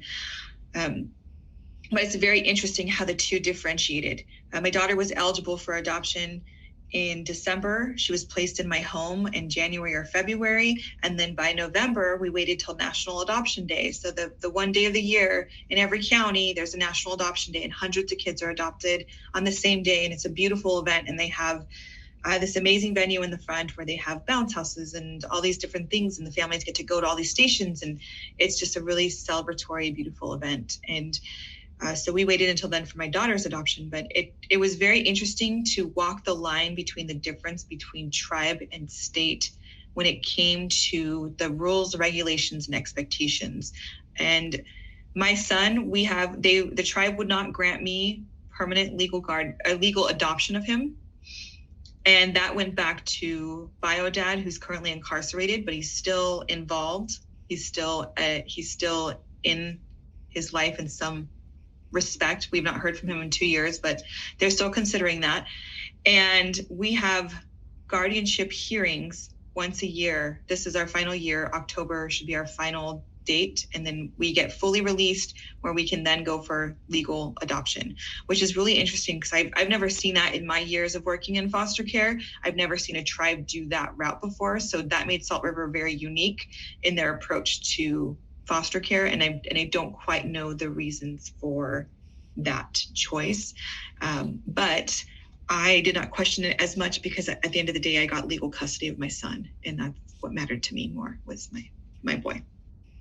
Well, and I can only imagine how difficult it's got to be to try and weigh out one versus the other, retaining a child in their family of origin, even with a cousin or an aunt, etc., versus the attachment, the weight of the attachment to the foster parent who's already bonded, who's already created routines, already created a home, and filling, just like you do because you're a great mom, like filling in all those little gaps with magic and love. It's got to be a very hard choice to make. Here's kind of a more of a logistical question. Are there any of the providers that are paneled within the comprehensive medical and dental program that provide appropriate and culturally sensitive behavior health services? So a lot of the work that I did was Child Find was a huge one. They were a huge support for us, and Child Find actually was working on the reservation as well. So they were really able to bridge both of those. And Child Find does assessments. So they were able to do like behavior assessments, hearing, eye exams for both my children. And so that was incredible. Native Health Services, I know was amazing, but a lot of the pediatricians that we had worked with, just with everything, with getting referrals that we needed to appropriate specialists, and then getting to those specialists, especially for my son, a lot of them were already well versed in Native American culture and knew that there were certain aspects. So for example, when my son had a heart murmur, we had gone to a cardiologist, and the cardiologist had asked the reason why we had chose to keep his hair long. And she had asked really honestly and said, is this a cultural reason? Because I'm seeing that he is Native American. Is this a cultural choice? And I had informed her that we were not legally allowed to cut his hair without approval from the court and the parents when he was in foster care. And it does go back to cultural aspects of it, but it also goes back to being a legal guardian for the child versus being the official, like the legal parent of the child, so to speak. So that was something very interesting because I'd never had that experience before when someone had asked me something so outright, which I was very respectful for. And I said, this made me very happy. I said, because a lot of people and a lot of what I would get to do is do education with Native culture. And this is why boys have braids or they have long hair, and here's what it could be. And here, so I was very respectful. I had a lot of respect for that particular person. But a lot of people, when they hear the Native aspect of it, and they're just interested in learning more. So I think that there's a huge open-mindedness, and it goes back to that cultural competency aspect. And so, but as far as like my direct experience, a lot of what I was doing was specifically with Native organizations, but the ones that were non-native were very, very respectful. And so Banner Children's Hospital was incredible with us. We go through Agave Pediatric, which has offices all over That's the who we state of use Arizona. too. We use Agave. Yeah, Me and my wife. Yeah. they're amazing. And we had let them know cultural reasons for choosing X, Y, and Z when we're working in it with our children's medical care. And that level of respect and understanding has been amazing. And so I am so happy to report that, because when I first started in the early 2000s in my role, it was a different story that I was seeing. And so Arizona is definitely more advanced in the diversity and that cultural competence aspect and the cultural acceptance of Native Americans, which is very exciting to report. And I'm very happy that I chose to foster, turn adopt here, because I feel like we're in much better hands than we were in the past. Well, it warms my heart to hear that. What do you, or maybe they're very young right now, maybe what will you tell your adopted children about their culture, about their heritage, and as it relates to substance use disorders? Well, I have been doing active research. So the Salt River Reservation, which there's likely other reservations that do this, but when you go through the foster system with them and you get children who are placed with you, they provided me a ton of educational books, coloring books with the tribal words in them and pictures, and they give you all that information so you can share it with your children. So I would read these things, and sometimes they were it was like skinning a rabbit, so I was like, I'll wait for that story for a little later. I don't think my 4-year-old needs to hear it. But it's amazing that they have a cultural resources department, and that cultural resource department invites you to events. And so it's been amazing, because both my children know that they're Native American. My daughter knows that she's from Salt River. They don't understand the depth of how unique and beautiful that is. They will. They are quite young, but I have been exposing them to powwows. COVID really changed a lot of things, and so my son is at the perfect age to do those kinds of things, and I have not done those things with him due to his underlying medical concerns and having him outdoors and in tight places and things like that. But I know the cultural department. The amazing thing about social media is the cultural resources department, specifically to my children's tribe, they post videos all the time of how to say traditional words, and they're really great videos. It has a graphic, and it has the word, and it has the spelling for it. The one thing that I did mention to the foster system as a means of improvement is a lot of what they do is based very solely on the reservation. And I told them there's thousands that are not residing on the reservation. And how are we going to tackle that aspect of giving them those cultural pieces and preserving that knowledge of the tribe if they don't have an opportunity to participate in the same things that those that live on the reservation do? So a lot of the things my children have not been able to participate in because I'm over an hour away, and working. So my schedule just did not work with a lot of it. So that was one thing that I did mention would be a means of improvement. Native Health has a bunch of incredible opportunities, but they're located in Phoenix, and they only service a lot of the times with their cultural events is for those that live in Maricopa County. And we're right at that border, but we're Pinal County. And so really looking at it like, what is there for my children to help them other than what I'm obtaining myself and bringing to them? And that has been a constant struggle since the day I've had both of them. And I've been a foster parent for 4 years now, foster turned adoptive parent for 4 years now. When it comes time for them, when they have the questions, I have saved their original birth certificates. I want them to ask questions, and I want to be very honest with that. I already know that my daughter is going to be very interested and may want to meet. She's the 7th of this family, so she would probably want to meet her other 6 siblings at one point, or find out about her biological mother or her biological name, because that was even changed upon adoption. So we've been prepared for that. I've been monitoring that, and with my son, we have an open guardianship with him. So I have an active contact with his aunt and his biological brothers. And so I contact her every month, and I have to accept that they will never make contact with me first, and I'm always the one reaching out and updating them, and I'm okay with that. I want them to know him. I want them to know how incredible he is and how handsome he is and just how smart and just, Yeah. I have amazing children. I'm a little biased, but I have amazing children.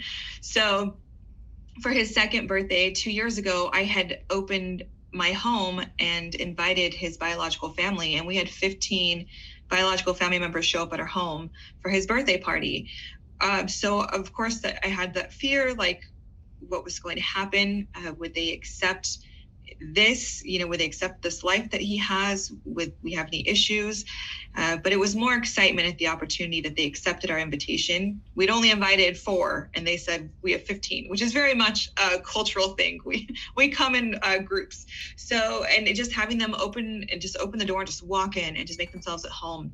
And the aunt walking me around and introducing me as his mom was extremely heartwarming. And so it ended up being a very, very amazing opportunity, but it could have gone a different way. It could have, but I've been actively trying to keep those doors as open as possible because I want my children to be curious about it, because I feel that education is the salvation, and my children will get so much from learning about their past and our past, and being able to know about their family, but being prepared for what happens once they do, of course. Well, okay. So I'm adopted by my grandparents. I was left in the foster care system and adopted when I was about 2. And at some of my earliest memories of my parents having like real talks with me was around alcoholism and addiction. That's the reason I was placed in foster care. So how do you intend to approach the conversation around drugs and alcohol with your kids when the time comes?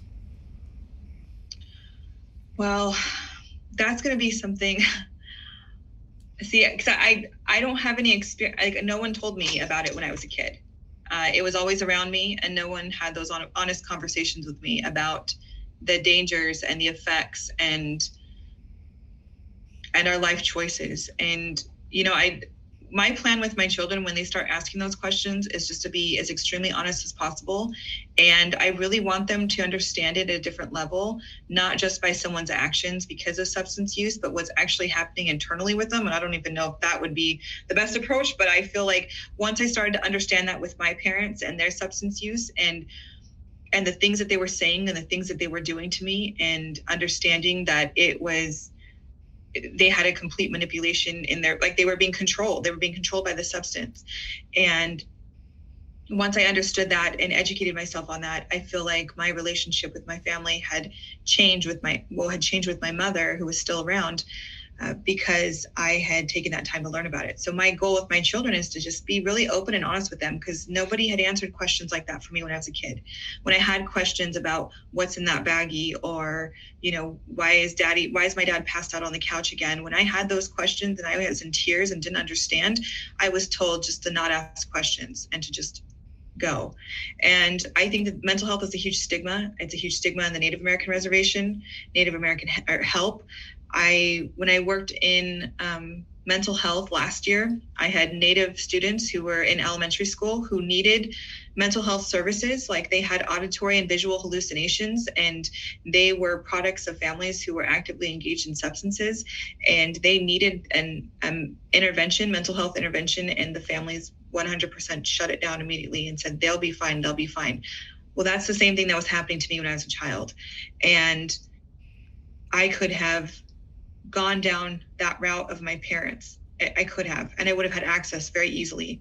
So I always go back to being honest and open and with my children is the very best thing that I can possibly do for them, to prepare them for their future. I commend you for that. I know that I'm a parent, so I know that being a parent is a labor of love, and I know that you love your children very, very much.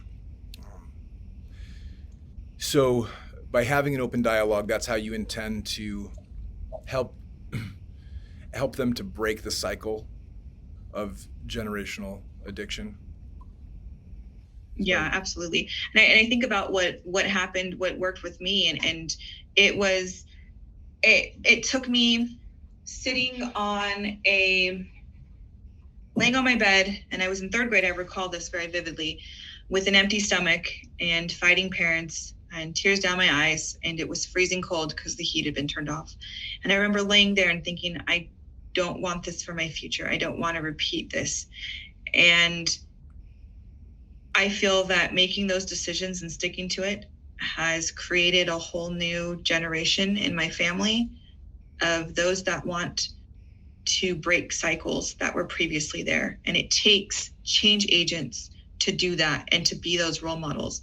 Like your children have you, and you are that change agent. And I know you and I were in tears when we had this conversation, because You got me crying now. Yeah, because of who we are and where we've been in our lives, that we don't have to have those patterns repeated, because we are those people for our kids. We're that positive aura, and we're that positive. Like you and your wife have a beautiful, beautiful love together, and you have a beautiful story, and your children are seeing that every day, and they're going to grow up stronger and healthier. And I really feel that that's a big piece of it, is letting them know that it's okay to cry, and it's okay to be upset, and it is okay to have these questions and to be angry and to be frustrated, and to know that there is a such thing as unconditional love, and that there are people there now. And whenever I think about my children and where they could be versus where they are now, it shatters me. It shatters me to read old case notes on my children and see how they were put in the system. It crushes me to know what happened to my daughter in a very short amount of time while she was in foster care and being moved to 4 different homes in this little tiny window. And she was a baby. She was not even a full toddler at the time. It absolutely crushes me. But if I sit there and think about what happened, if I ruminate in the past, I'm never going to be able to move forward and grow with my children. And so I take that. I always believe that this history in our past is always going to be a part of us. It's always going to be a piece of us, but it does not define us. Let us have those cracks. Let us have those breaks. Let us have those pieces of ourselves that are not perfect, and take those imperfections and take those cracks and fall in love with the person that you are, so that your children can feel that love and you can be there for them. And I truly believe in that philosophy. And I've seen the life that I've been able to create just by making specific decisions that will benefit my future. And my children are direct products of that now. And it means the entire world to me to know that all that hard work that I do, and the days where I am broken from the stress of just being an adult and being a parent, that none of it matters when I see my children's faces and I see the smiles on their faces, because I know they are happy, they're healthy, and they're safe. And that's always been my goal in life for my children. And I've fulfilled that. So that all that work makes it worth it. So I went off on a tangent. I apologize. But Don't apologize at all. That's a beautiful tangent. I have a soapbox I keep in my back pocket, by the way, if you didn't know that about me. I like it. Your soapboxes are really good. I got just a couple more questions for you, Anna. Describe for me, and for all of us, all the viewers and listeners, describe the dynamics of your family now that it's been a few years, and now that your children are they well adjusted? Describe the family dynamics, the family cohesion. What's it like now? It's an absolute normal, traditional family that you could possibly imagine. When I first got both my children, my daughter had undergone so much trauma that I was actually creating new brain waves and like new neural connections for my daughter, and not even really realizing it, because she had never known what true love and unconditional love was from a parent. She'd never had a healthy relationship with a male or a female before. And I don't mean to interrupt, but was she not coming out of her room until invited when you first got her? Yeah, you're absolutely right. She actually would not get off of her bed. She had been conditioned at a previous foster home to sit on her bed until they opened the door and told her it was okay to get up and wake up in the morning. And I had found her on so many occasions sitting in a puddle of her own urine because nobody had opened the door to tell her it was okay to leave her bed. And I had to, it was something I'd never seen before as a parent, as an actual, I'd seen it in different aspects when I'd worked in foster care and investigations, but I'd never seen it and experienced it like this before. And so what I had to do with my daughter is I had to work baby steps. I had to, on day one, I would open up the door and I would just walk away, and I would just see like what she would do, just kind of gauge her reaction to it.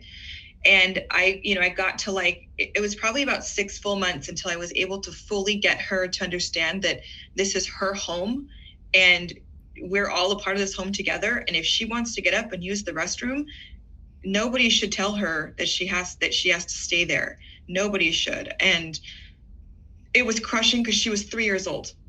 She was conditioned this way at 3 years old to believe that she was not allowed to do anything. Like when she first walked into my home, she asked me if she could walk in the door. And I was like, what 3-year-old does that? You've had a 3-year-old. I have a 3-year-old that just turned 4.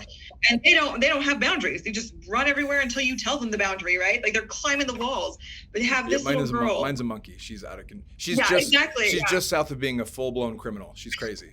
Exactly. So with my son, and so to see my son at her age and to see where she was at her age, it was truly horrifying. And I still, it just scared me so much. And I had worked very hard.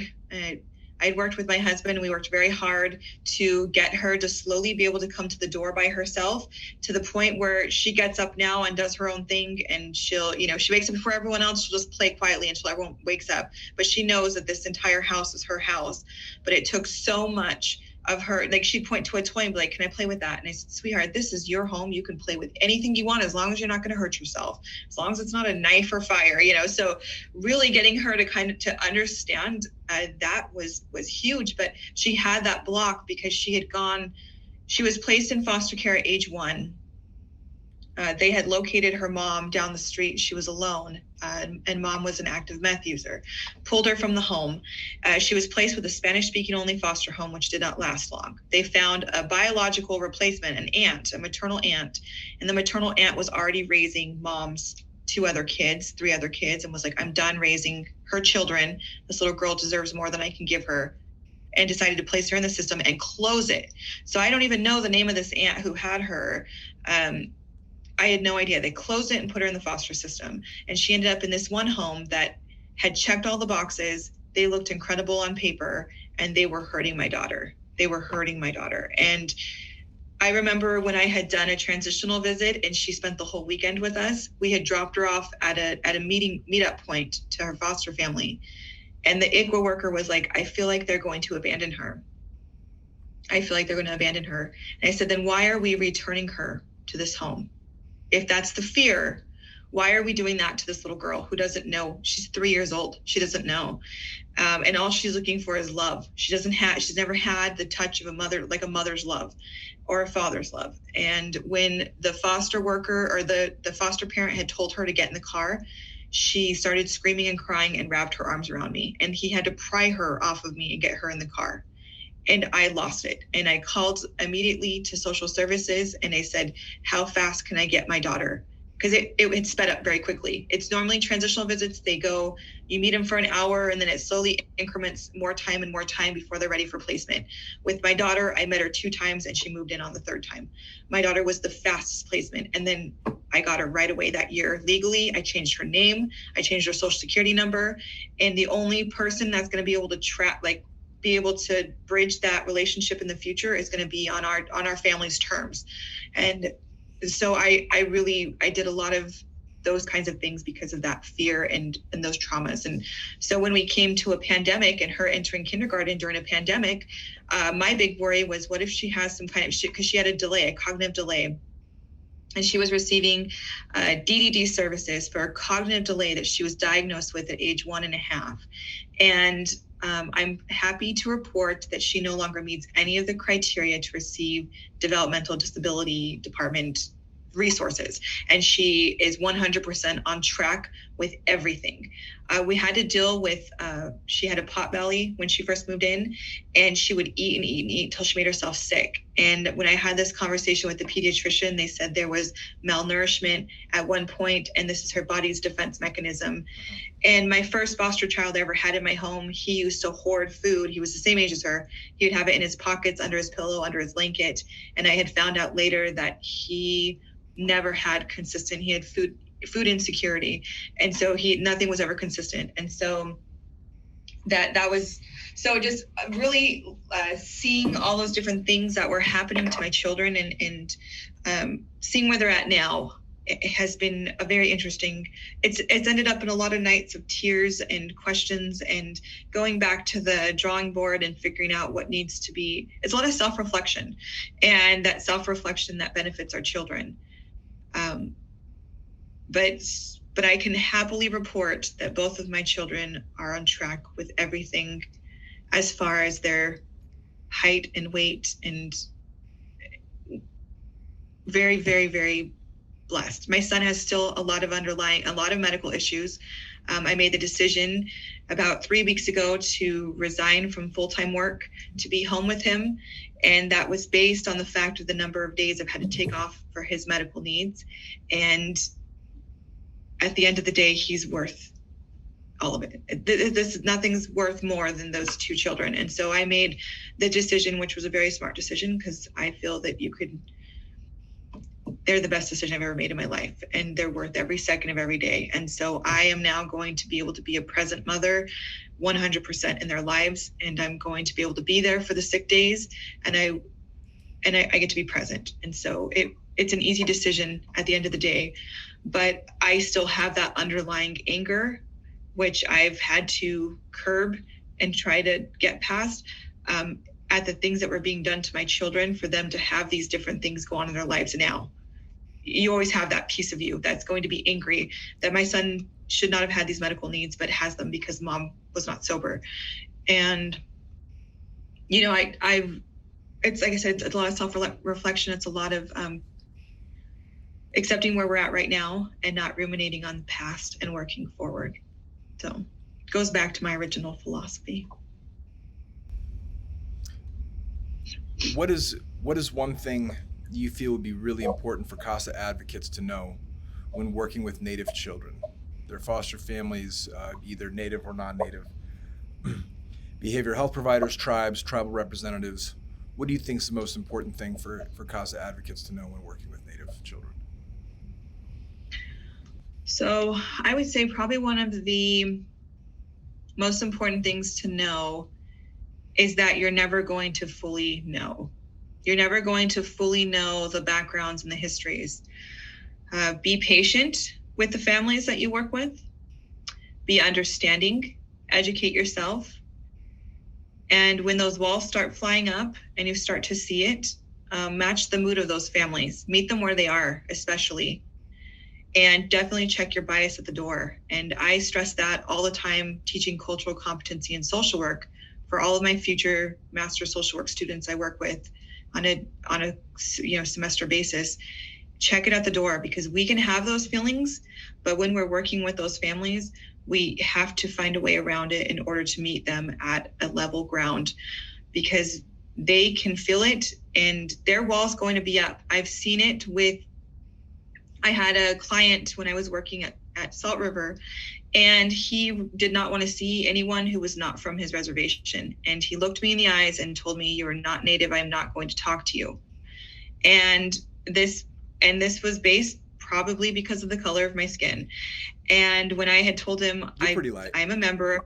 Yeah, I'm very light. I got my mother's skin tone. When he saw my reservation picture in the back and had asked about it, and I was telling him about it, the walls just melted down. Like, you just see this tension and they just kind of melted. And I was like, he walked away, and I just was like, how unfortunate that we're still here. But then I think back to, of course, this is a generational trauma. And he saw the color of my skin and automatically assumed I was this person. And that wall immediately went up. When you hear the word social worker, that wall goes immediately up. I've talked to people who have their doctorate degrees, who are CEOs, who say, "Oh, you just take children." And it's like, oh no, like, that's not what I do as a social worker. But unfortunately, that's the stigma that's placed over my role. And when I actually sit down and educate them on exactly what I do, it's an amazing educational opportunity, because they're just like, whoa, I had no idea. And I was like, exactly. I'm so glad I met you. I'm so glad that you threw that assumption at me, because now I can educate you and empower you to make better decisions next time you talk to a social worker. So the biggest takeaway for the CASAs is really just kind of understanding all those different facets of it, and just be an open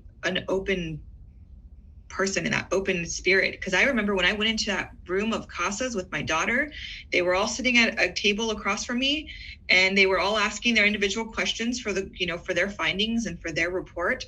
And it was incredible how warm and welcoming some of them were and how systematic some of them were. And the warm and welcoming ones were the ones that I was just like, I'll tell you my entire story right now. Like, let's have this conversation. And the ones that are like just checking the boxes and getting the questions done, I was like, all right, I'm just going to answer what I have to and then just be done. So be warm and be open and be friendly. Just be who you are. But you're a CASA because you are someone who cares deeply for the welfare of these children, and you're a voice for them, and you're an advocate for them, and you're someone who's able to provide that beautiful, detailed framework pieces that social workers don't necessarily get sometimes. A lot of what we get is a file. We don't get to do that in-depth, nitty-gritty connections, and you guys get that opportunity. So take that opportunity. Take the opportunity to get to know them. One of them gave my daughter a sticker, and my daughter talked about her for like a week about how cool she was and how much she loved her. And I just thought it was the funniest thing in the world. I was like, what about the person who gives you a roof over your head and feeds you every day? The person who gives you a sticker is the fab, so just joking around with her. But that's definitely like at the end of the day, my best experiences working with CASAs when it came to the adoption of my daughter was just be welcome and open and communicate and just it's scary. It is extremely scary to be a foster parent. It is horrifying because you never know when that child's going to be wiped out from under you. You develop a bond and attachment with them the moment they come into your care. And when they're stripped away from you, that foster parent is now experiencing trauma. They're experiencing trauma from loss. It doesn't matter how long that kiddo was with them. That is a trauma. And so understand that these foster parents have constantly had traumas placed upon them over and over and over again. And they keep coming back because they care so deeply about the children, and they care so deeply about their role and what they're able to do. So be sensitive to that, be empathetic to that, and just be there for them. Understanding all those aspects of it and understanding the complexities of the Arizona foster system and what you can do in your role to help them each day in the slightest, giving them a sticker, like it's something so simple, but the relationships that can be built. That's probably my biggest takeaway is from my experience that's the wisdom I can leave you, so to speak. Is there anything else you'd like to say? I'm very honored to be here, and I thank you so much for inviting me. And I always think about how wonderful you are, and it's always just such a pleasure to be in your company and your aura. And I'm so glad that you are the person who gets to be a part of this experience for the CASAs in this training, because everybody needs an Estel in their life. And I will make I'll make a hashtag out of that. So I am super, super appreciative of the opportunity, and of what you've been able to do and who you are. I feel you're a change agent, and you are making differences every single day. And there's not a lot of people like you. And so just in closing, thank you so much for thinking of me, and thank you those that listened all the way till the end and didn't fall asleep. I know my voice is very soothing. I'm just kidding. So thank you so much for just having me here. And I would love to talk more about it at any time, or, if anyone needs to reach out to me, I'll provide you all my contact information. And that's what I am here for. So. Well, from the bottom of my heart, Anna, thank you so much for your time today. Absolutely. It was my pleasure. So I hope you've enjoyed what we've done so far. Spend a little time, obviously, trying to get some different angles on this topic. It's obviously a very sensitive topic. You guys work within it. Now we're going to go to this piece where we're really going to talk about addiction in a nutshell. I like using the name "The Addict with 1,000 Faces" as kind of a play on words from Joseph Campbell's "Here with 1,000 Faces," because we're talking about stigma. And I'll say one more piece on this. Addiction affects people the way no other human sickness can. When people have cancer, when a person has cancer, for example, which is the second leading cause of death in the United States. First is heart disease, and third, right behind cancer, is drug overdose. And if you're under 50, it's the number one leading cause of death. So they're neck and neck as far as how many people's lives they take in America. And when somebody is diagnosed with cancer, people rally around that person and they say, you know what, we'll do whatever we can. I'm sorry this is happening to you. And they rally. And there's no hurt feelings. On the flip side of it, there's still loss of employment. It tears families apart. A lot of attention can be focused there. It's disheartening all the way around. And addiction is similar in that way, but you don't get the rally, because addiction looks like selfishness. And so we have this stigma around, like, you're doing this to us or you're doing this to yourself. So that's what this presentation is really going to be about. Like I said, my name is Esther Wallace. I'm the founder of Cornerstone Healing Center, and I hope you enjoy this.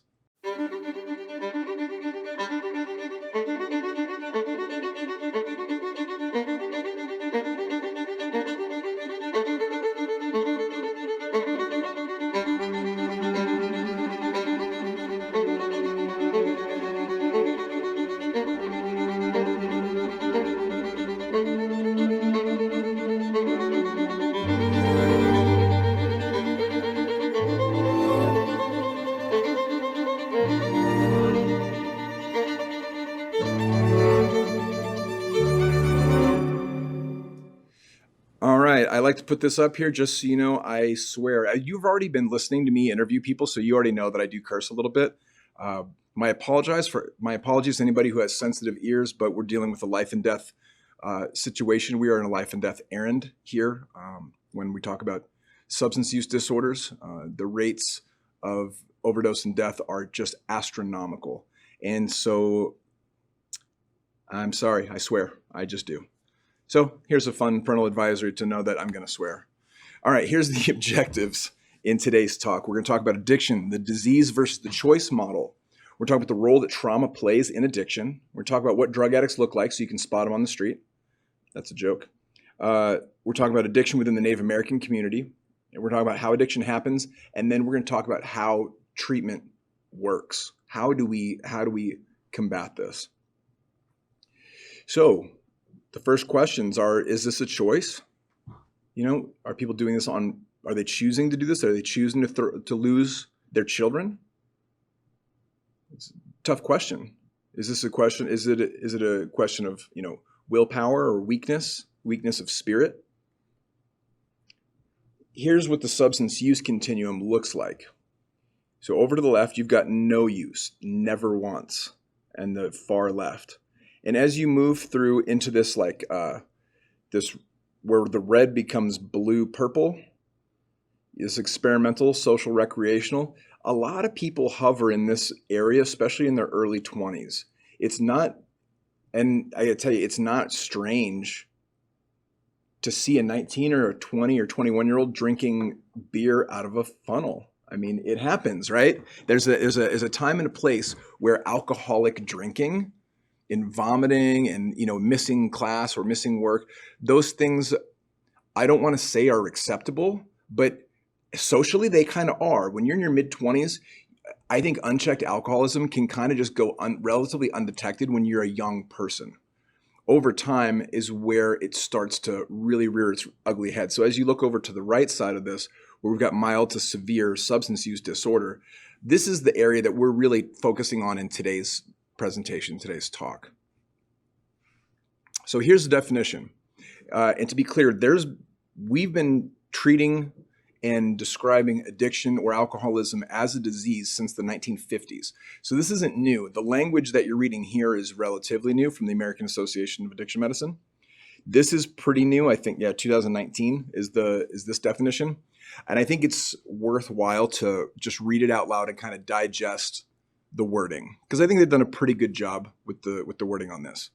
Addiction is a treatable, it's important, chronic medical disease involving complex interactions among brain circuits, genetics, the environment, and an individual's life experiences. As we read that, think about some of the people that you work with. Some of these parents whose children have been taken from them. And you're in a tough situation trying to make judgment calls as to whether or not these parents can get their shit together enough to substantiate reunification with their children. Okay, here's the second part. People with addiction use substances or engage in behaviors that become compulsive and often continue despite harmful consequences. This is where the choice thing comes in. Because for a long time, people were like, you're choosing to do this. But by definition, the addict continues despite harmful consequences. This is where it gets weird.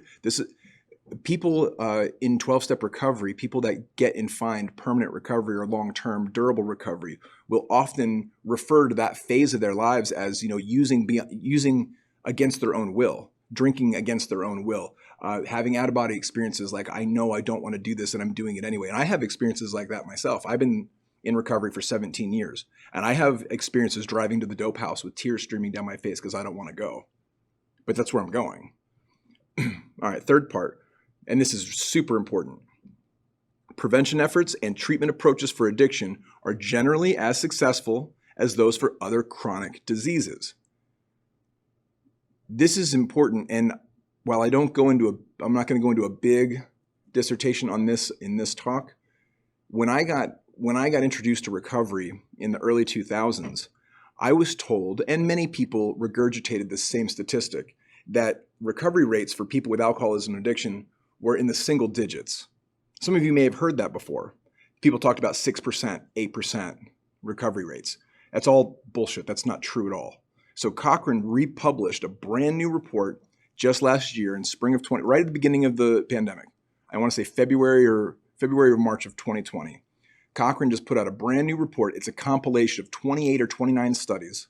And they now say just by walking through the doors of a 12-step meeting, your chances of staying sober for the rest of your life are 22 to 37%. Now, if you match that up with treatment, 12-step engagement, sober living, and you can get over a year, if you can do 12 to 18 months of structured recovery environment, your chance of staying sober permanently the rest of your life is over 65%. They're massive rates. This is a huge outcome. Those outcomes are undeniably, significantly, mind-blowingly better than the garbage they were telling us 20 years ago.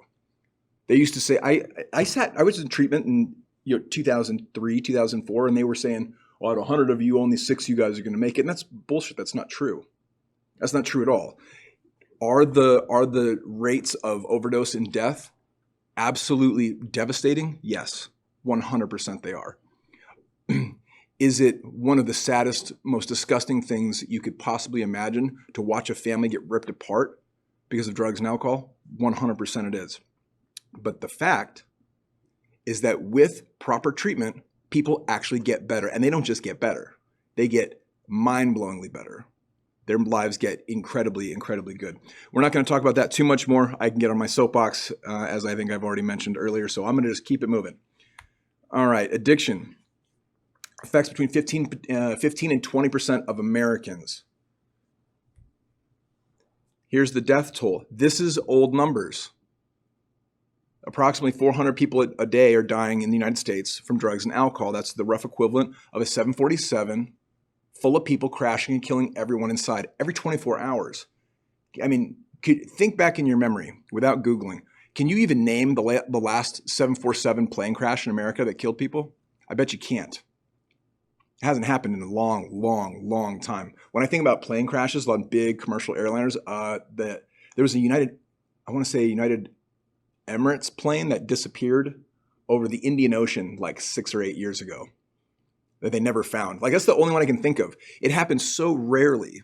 And when it does happen, it makes international news. When it's 400 people in a plane go down and die, it makes international news. But yet it happens every day in the United States around drugs and alcohol, and nobody says shit. Not nobody, but most people. And I think we've become numb to it. And I think maybe people aren't realizing how prevalent this is.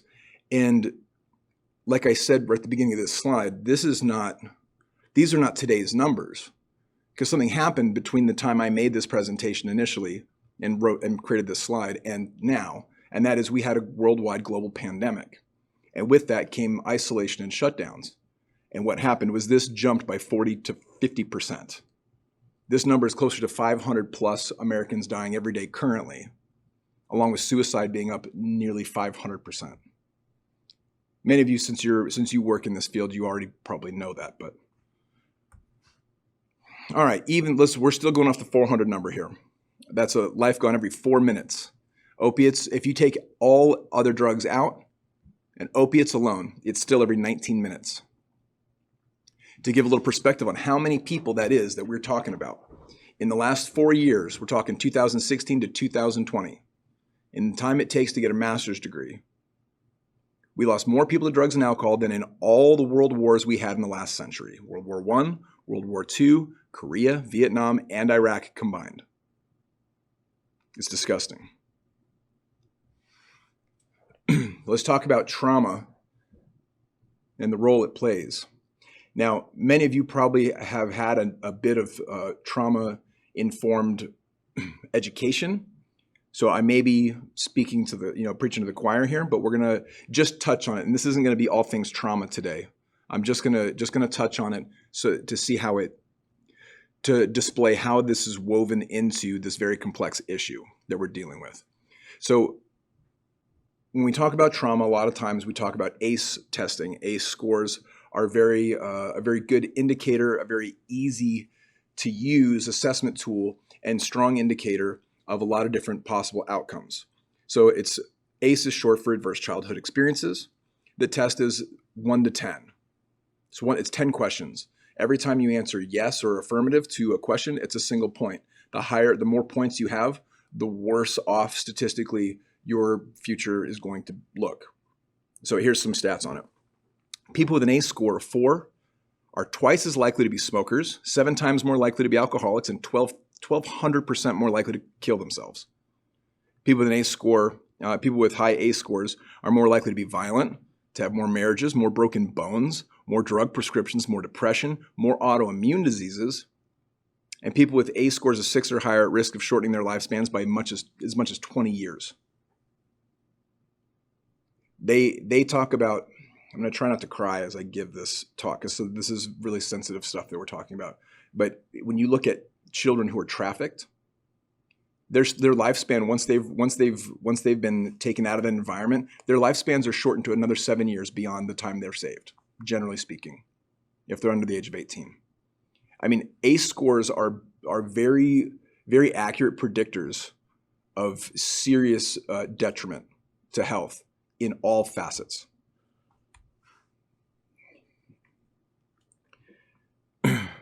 Because you disrupt neurodevelopment, it disrupts social and emotional and cognitive development. They adopt and it's not universal. It's not every single case. Are there people that have horrible childhoods that have gone on to live very successful, balanced, healthy lives? Sure there are. They're outliers though. It's not the norm. Are there people that had nuclear household with good, supportive, safe parents that still grew up to turn out to be alcoholics and drug addicts? Sure. But again, they're outliers. That's not the norm. Those are more the exception than the rule. The general truth, statistically speaking, is when there is adverse childhood experiences, when people have trauma in their childhood, we've degraded their chances at having a promising future. And they often adopt unhealthy, risky behaviors. Disease, disability, social problems. Penitentiaries are full of people with high ACE scores. Treatment centers, halfway houses, 12-step programs. I mean, the list goes on and on. So, looking past judgment, what is that like? Like I said earlier, addiction looks like selfishness. A lot of people look at people that struggle with addiction and think, if you don't care about yourself, why should I care? You did this. But I have to tell you, and many of you probably know or can sense working with some of these folks, people who experience addiction, they face immense loss and pain. And no human being in their right mind, no mentally sound, healthy person would ever, under any conditions, choose to become a drug addict. To live a life full of pain and misery is not a conscious choice that any healthy person would make, ever. It's not even on the radar. So what do drug addicts look like? Well, they look like it's the old joke about serial killers, right? How do you know what serial killers? I'm dressing like a serial killer for Halloween. They look like everybody.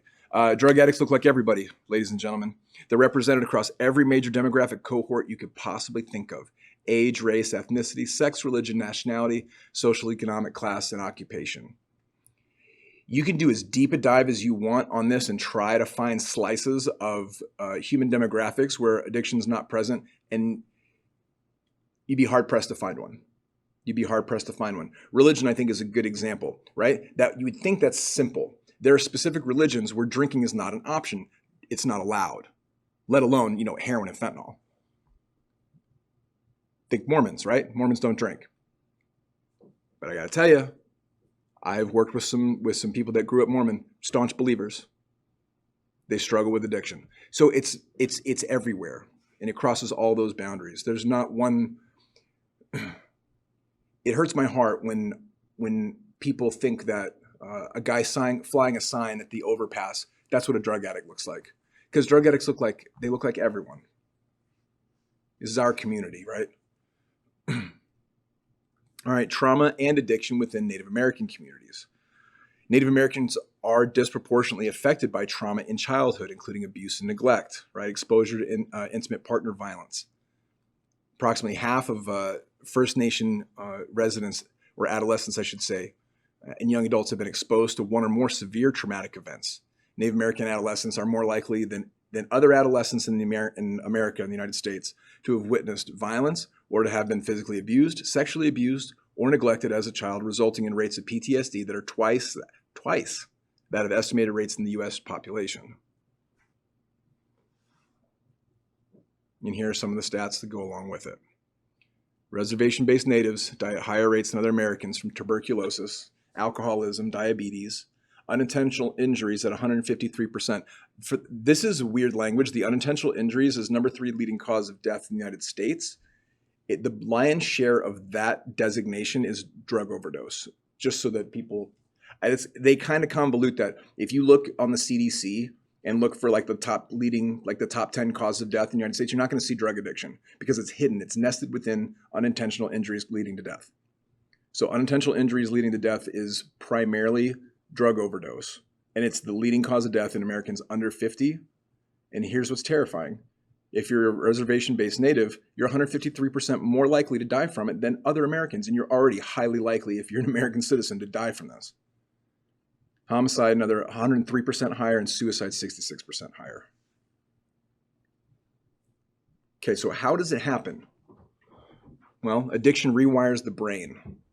Living a life of addiction rewires the brain's response to the drug's impact on the reward center, right? Like a mouse hitting the cocaine button, getting more cocaine every time. And in essence, over time, the individual becomes a prisoner to the cycle. In an attempt to relive the initial effect, the person continues to use, and that leads only to increased tolerance of the substance and higher, more frequent dosing. And as that continues, and those patterns take hold, attempts to stop become increasingly difficult and eventually become relatively impossible. And that's where you see people making just devastating, permanent choices over what appear to be short-term pressures or feelings. It's where you see people trade the $1 million answer for the $2, the $1 million solution for the $2 answer time and time again when it comes to careers, their children, their family, their spouses, their health, living indoors, incarceration. What you see them make what appears to be just insane decisions because they are insane. And that's why the simplest answer when you look at these baffling cases, the simplest answer is the correct one. They are insane. They're suffering from a form of mental illness known as addiction. It becomes almost impossible for them to stop. Eventually, in the continuum of chemical dependency, free will shut down entirely. Here's a fun graph to explain that. Right? Visual representation is good. This very first one here, we see this first big loop with the high. That's a Percocet and a couple of beers when you're 16, right? We're partying, man. We're getting trashed tonight. But you do that over the course of a few years, and you start to have hangovers. You start to not bounce back as fast, and the more you use, the less effect each dose has, and you have to increase how much you use. So by the time you get down to the end of this, and people are using just to hit baseline, they're using large amounts, lethal amounts often of substances, whether it be opiates, synthetic opiates like fentanyl or alcohol. They're using lethal amounts. I can't tell you how many people have walked into my treatment center who drove themselves, walk in and blow a fucking 0.36% alcohol in their bloodstream. That's 36% of their bloodstream is alcohol, and they drove there. They're drinking. They're not drinking to party, right? These people, these 25-year-olds that are smoking fentanyl, crushed Chinese fentanyl pills in bathrooms all over this great state of ours. They're not doing it to get high and to party. These people that are losing their kids, they're not doing this to party. They're doing it because they have to. They have to just to be able to face the day without throwing themselves in front of a car. They have walked themselves unintentionally into a trap that they cannot get out of, not without a lot of help. Sorry, I get a little passionate about this. Even in the face of mounting negative consequences, loss of job, spouse, children, trust of the family, health, freedom, I didn't put that on here. The person finds him or herself powerless over the constant need, not desire, need to continue using. And heredity is present in at least half of all documented cases. Okay, here's another short video on this that should display this issue pretty well.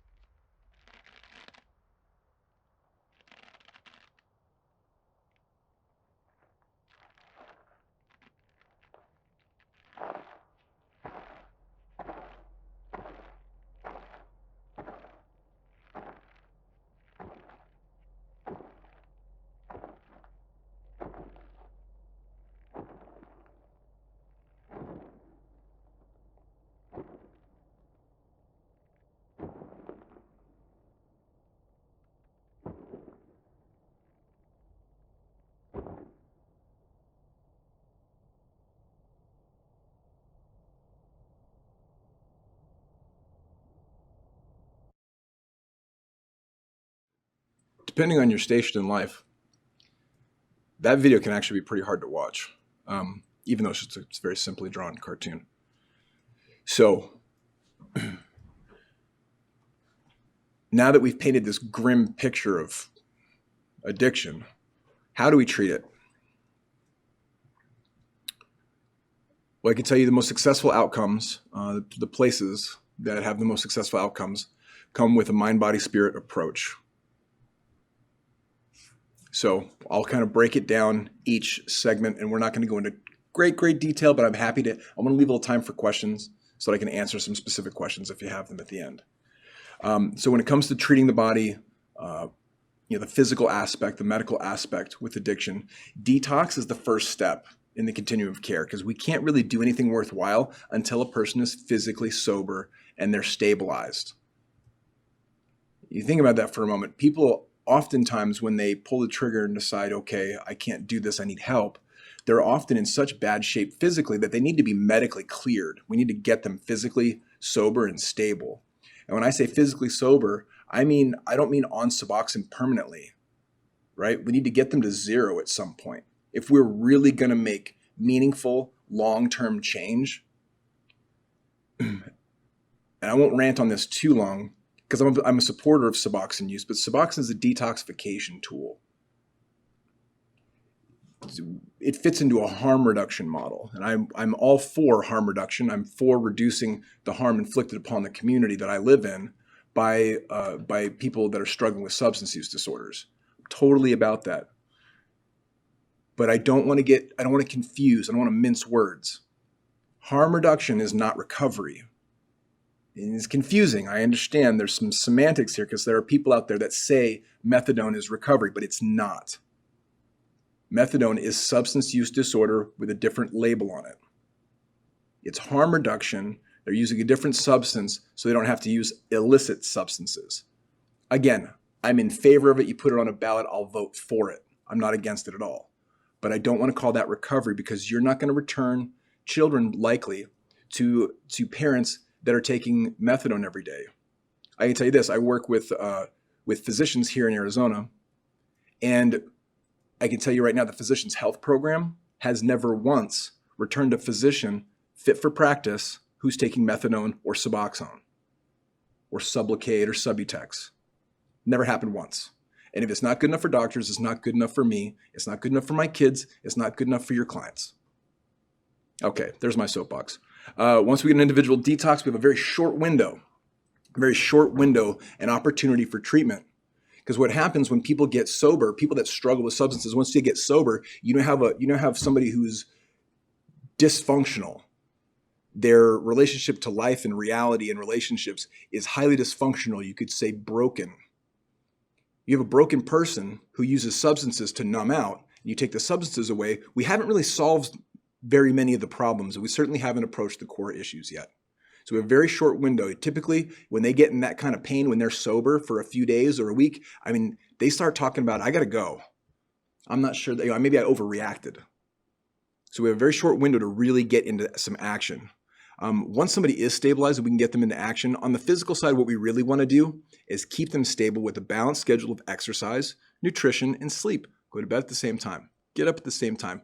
Exercise your body a little bit. It's not rocket science, but it's simple and it needs to be done. It's a necessity. How do we treat the mind? So like I just said, once we strip away the substances, we've got a pretty miserable little human unit here. The next objective is to identify and sort out the factors that lie at the heart of the addiction or the dysfunction. And it's going to be the same stuff most of the time. Deep-seated emotional pain. You've got trauma, right? You've got loneliness, lack of purpose and direction in life. Marriage, family, and discord. How many of your clients that you're working with fit this page right here? Exactly. All this stuff has to be examined, parsed, and counseled. Individual and group therapy is how we work here. And trauma therapy is usually a big part of this. Marriage and family counseling is usually a big part of this. Now, people can get weird when you start talking about spirituality. Anyway, no need to get weird. What we're talking about is finding alignment between actions and intentions. Let's call that the practice of doing what I believe I should do, morality, let's call that spirituality. Finding alignment between a person's behavior and their values is necessary. It's not a nice to have. It's absolutely fundamental for long-term recovery. So what we want to do in treatment is help the person recreate, or create for the first time in some cases, a picture of what they would like their life to be like. How would I like to express myself authentically in the world, and then tactically move towards that. If we can do that and highlight any forward progress, we start to build momentum. Even small successes can turn into long-term and permanent recovery. So that's a lot of information I've just given you. What does that look like, right? When it comes to care, in care, what it looks like is stabilization, which is a detox. It's a subacute facility. This is almost a hospital setting. This is 2 to 10 days worth of time to get them substance-free to zero. Once they're at zero, now your best option is treatment.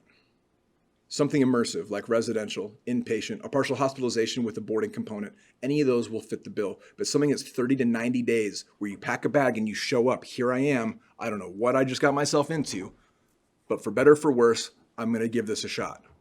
This is absolutely critical that I check in 30 to 90 days to do the real heavy lifting, right? We've got to address the deep sea. We do what we just said in the last slide. We've got to address deep-seated trauma, fucked up family systems, and other misalignments at the heart of the illness. Imagine how difficult it would be to untie all of the knots of misery, dysfunction, and abuse of a person's lifetime in 60 days. Think about how difficult that is. And yet we do it with massively high outcomes. So when people talk about a fail first approach, I'll just try an outpatient program, that's all nonsense. Outpatient's great. Outpatient is step down care. It's not where you start. It's not if you're bleeding from a head wound, if you're getting a car accident, you're bleeding from a head wound, you don't go to the outpatient clinic, you go to the ER, right? Eventually you're going to come in for follow-up visits right later to see if you have traumatic brain injury. You're going to go right now to heal the trauma. You're going to go and get stitched up, make sure that you're not going to die from this. And that's what's going on here.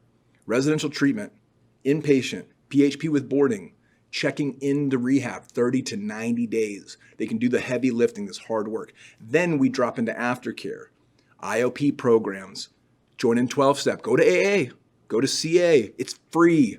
Get a sponsor, work some steps. Individual therapy. A lot of people are going to need to be in EMDR for 6 to 9 to 12 months. I don't know. Everybody's situation is different. A lot of these things you can't fix in overnight. You can't just read a book. You can't just watch a movie or sit through a presentation and have all the answers. Anybody who's pitching a simple answer to this is selling something, guys.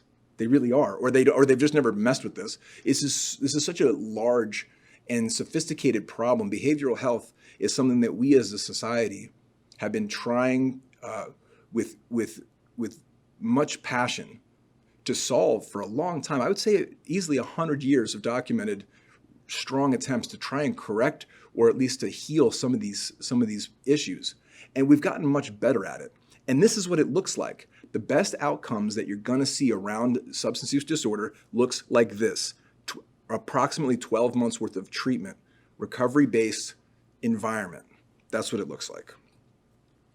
And because of neuroplasticity, what we're doing is we're rewiring the brain so that it functions off of hope and gratitude and healthy relationships, a sense of purpose, right?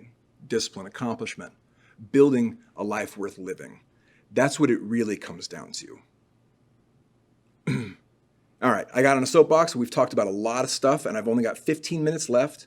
There's my contact information. Anybody can feel free to call me. I love talking about this stuff. I'm happy to walk you through if you have a case that you need help with. I'm happy just to be a free resource to anybody. We've got about 15 minutes left, so this would be a good opportunity. If you have questions, I'd be happy to do my best to answer any questions. And while I'm waiting for questions, I guess I'll just say thank you to all of you for having the patience and sitting and listening through all of this. I know it was a lot. It's 3 hours worth of material. And I hope that you found some value in it. I hope that as you go out into the world and help people, I hope that you're able to draw on some of what was said here today. I hope that it's been helpful. Had a comment that came in. Great presentation and major props to the first couple. what they have done to change their lives is remarkable. Awesome. Could you speak a little bit about the impact of relapse? I have heard so frequently that relapse is inevitable. So talking about the inevitability of relapse, I'd be happy to talk about this. I don't know that I would use the word inevitable, but it's common. A relapse in the medical sense is really just failing to follow medical recommendation. It's failing to follow doctor's orders is what a relapse is. And that's what happens frequently with substance use disorders is, and I gotta say with most things, people don't take their medications all the way through. There's all kinds of examples in human behavior where we don't do the best thing for us, even though it's been outlined by a medical professional. We still don't always follow the directions perfectly and all the way through to the end. When it happens with substance use disorders, the effects are visible and it's immediate, and you can see it right away, and you're like, wow, why aren't you just doing what you were supposed to? We're guiding you to the solution here, and here you are. You went home and drank. There's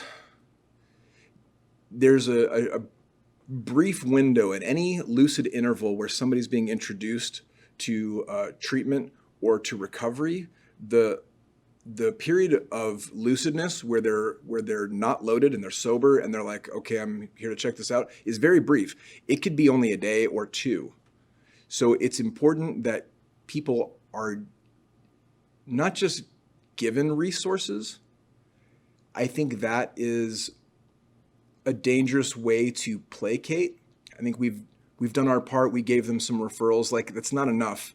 I think in a lucid moment, you got to really introduce and put the pressure on, like, hey, like, you're going to lose your kids. Like, you need to go to rehab for 60 days or 90 days. Like, you've got to go complete a real program. Just, whistling in the dark thinking that this is going to fix itself is it's very childish, it's immature, it's inexperienced. And unfortunately, a lot of people approach recovery that way. It's this ancillary thing. I just drink a little too much. How many parents have you worked with where they really minimize and justify their substance use? The truth is, when people don't take it that seriously, like, why would I use the cancer analogy? If I don't believe I have cancer, you tell me I have cancer, but I don't really feel cancery, why am I going to take chemotherapy? Why am I going to submit myself to radiation if I don't think that I have cancer? And it's very similar with addiction. If the person isn't really feeling it at their core, then they're not going to be as ready and willing to take the prescription. And the prescription, as I just outlined, is pretty massive. It isn't just like taking a pill every day. I'm talking about changing your entire way of navigating the world, switching out the lens that you've lived with your whole life for something entirely new. That's scary. It's uncomfortable. And a lot of people just won't do it. So within that long answer, I guess the shorter answer is relapse is common. The way to combat it is to really guide and put pressure on people to get into an immersive recovery environment where they're going to be called on their bullshit, where people are going to say, hey man, like, this is what we're doing. We're going to a meeting right now. After the meeting, we're going to coffee. We're going to get to know each other better. Like, getting them involved. If they're just free to like go to some outpatient program, a couple nights a week, and then they go work a 40-hour job, and then they're supposed to meet these requirements for the state. I mean, they're going to fail. You have to be. I know that nobody can really see around corners, but this is pretty easy to predict. That's not really treatment. So relapse in that environment is going to be highly, highly predictable, and they're going to relapse over and over. And it's almost not even a relapse, because the rare thing that's happening is the brief moments of sobriety, right?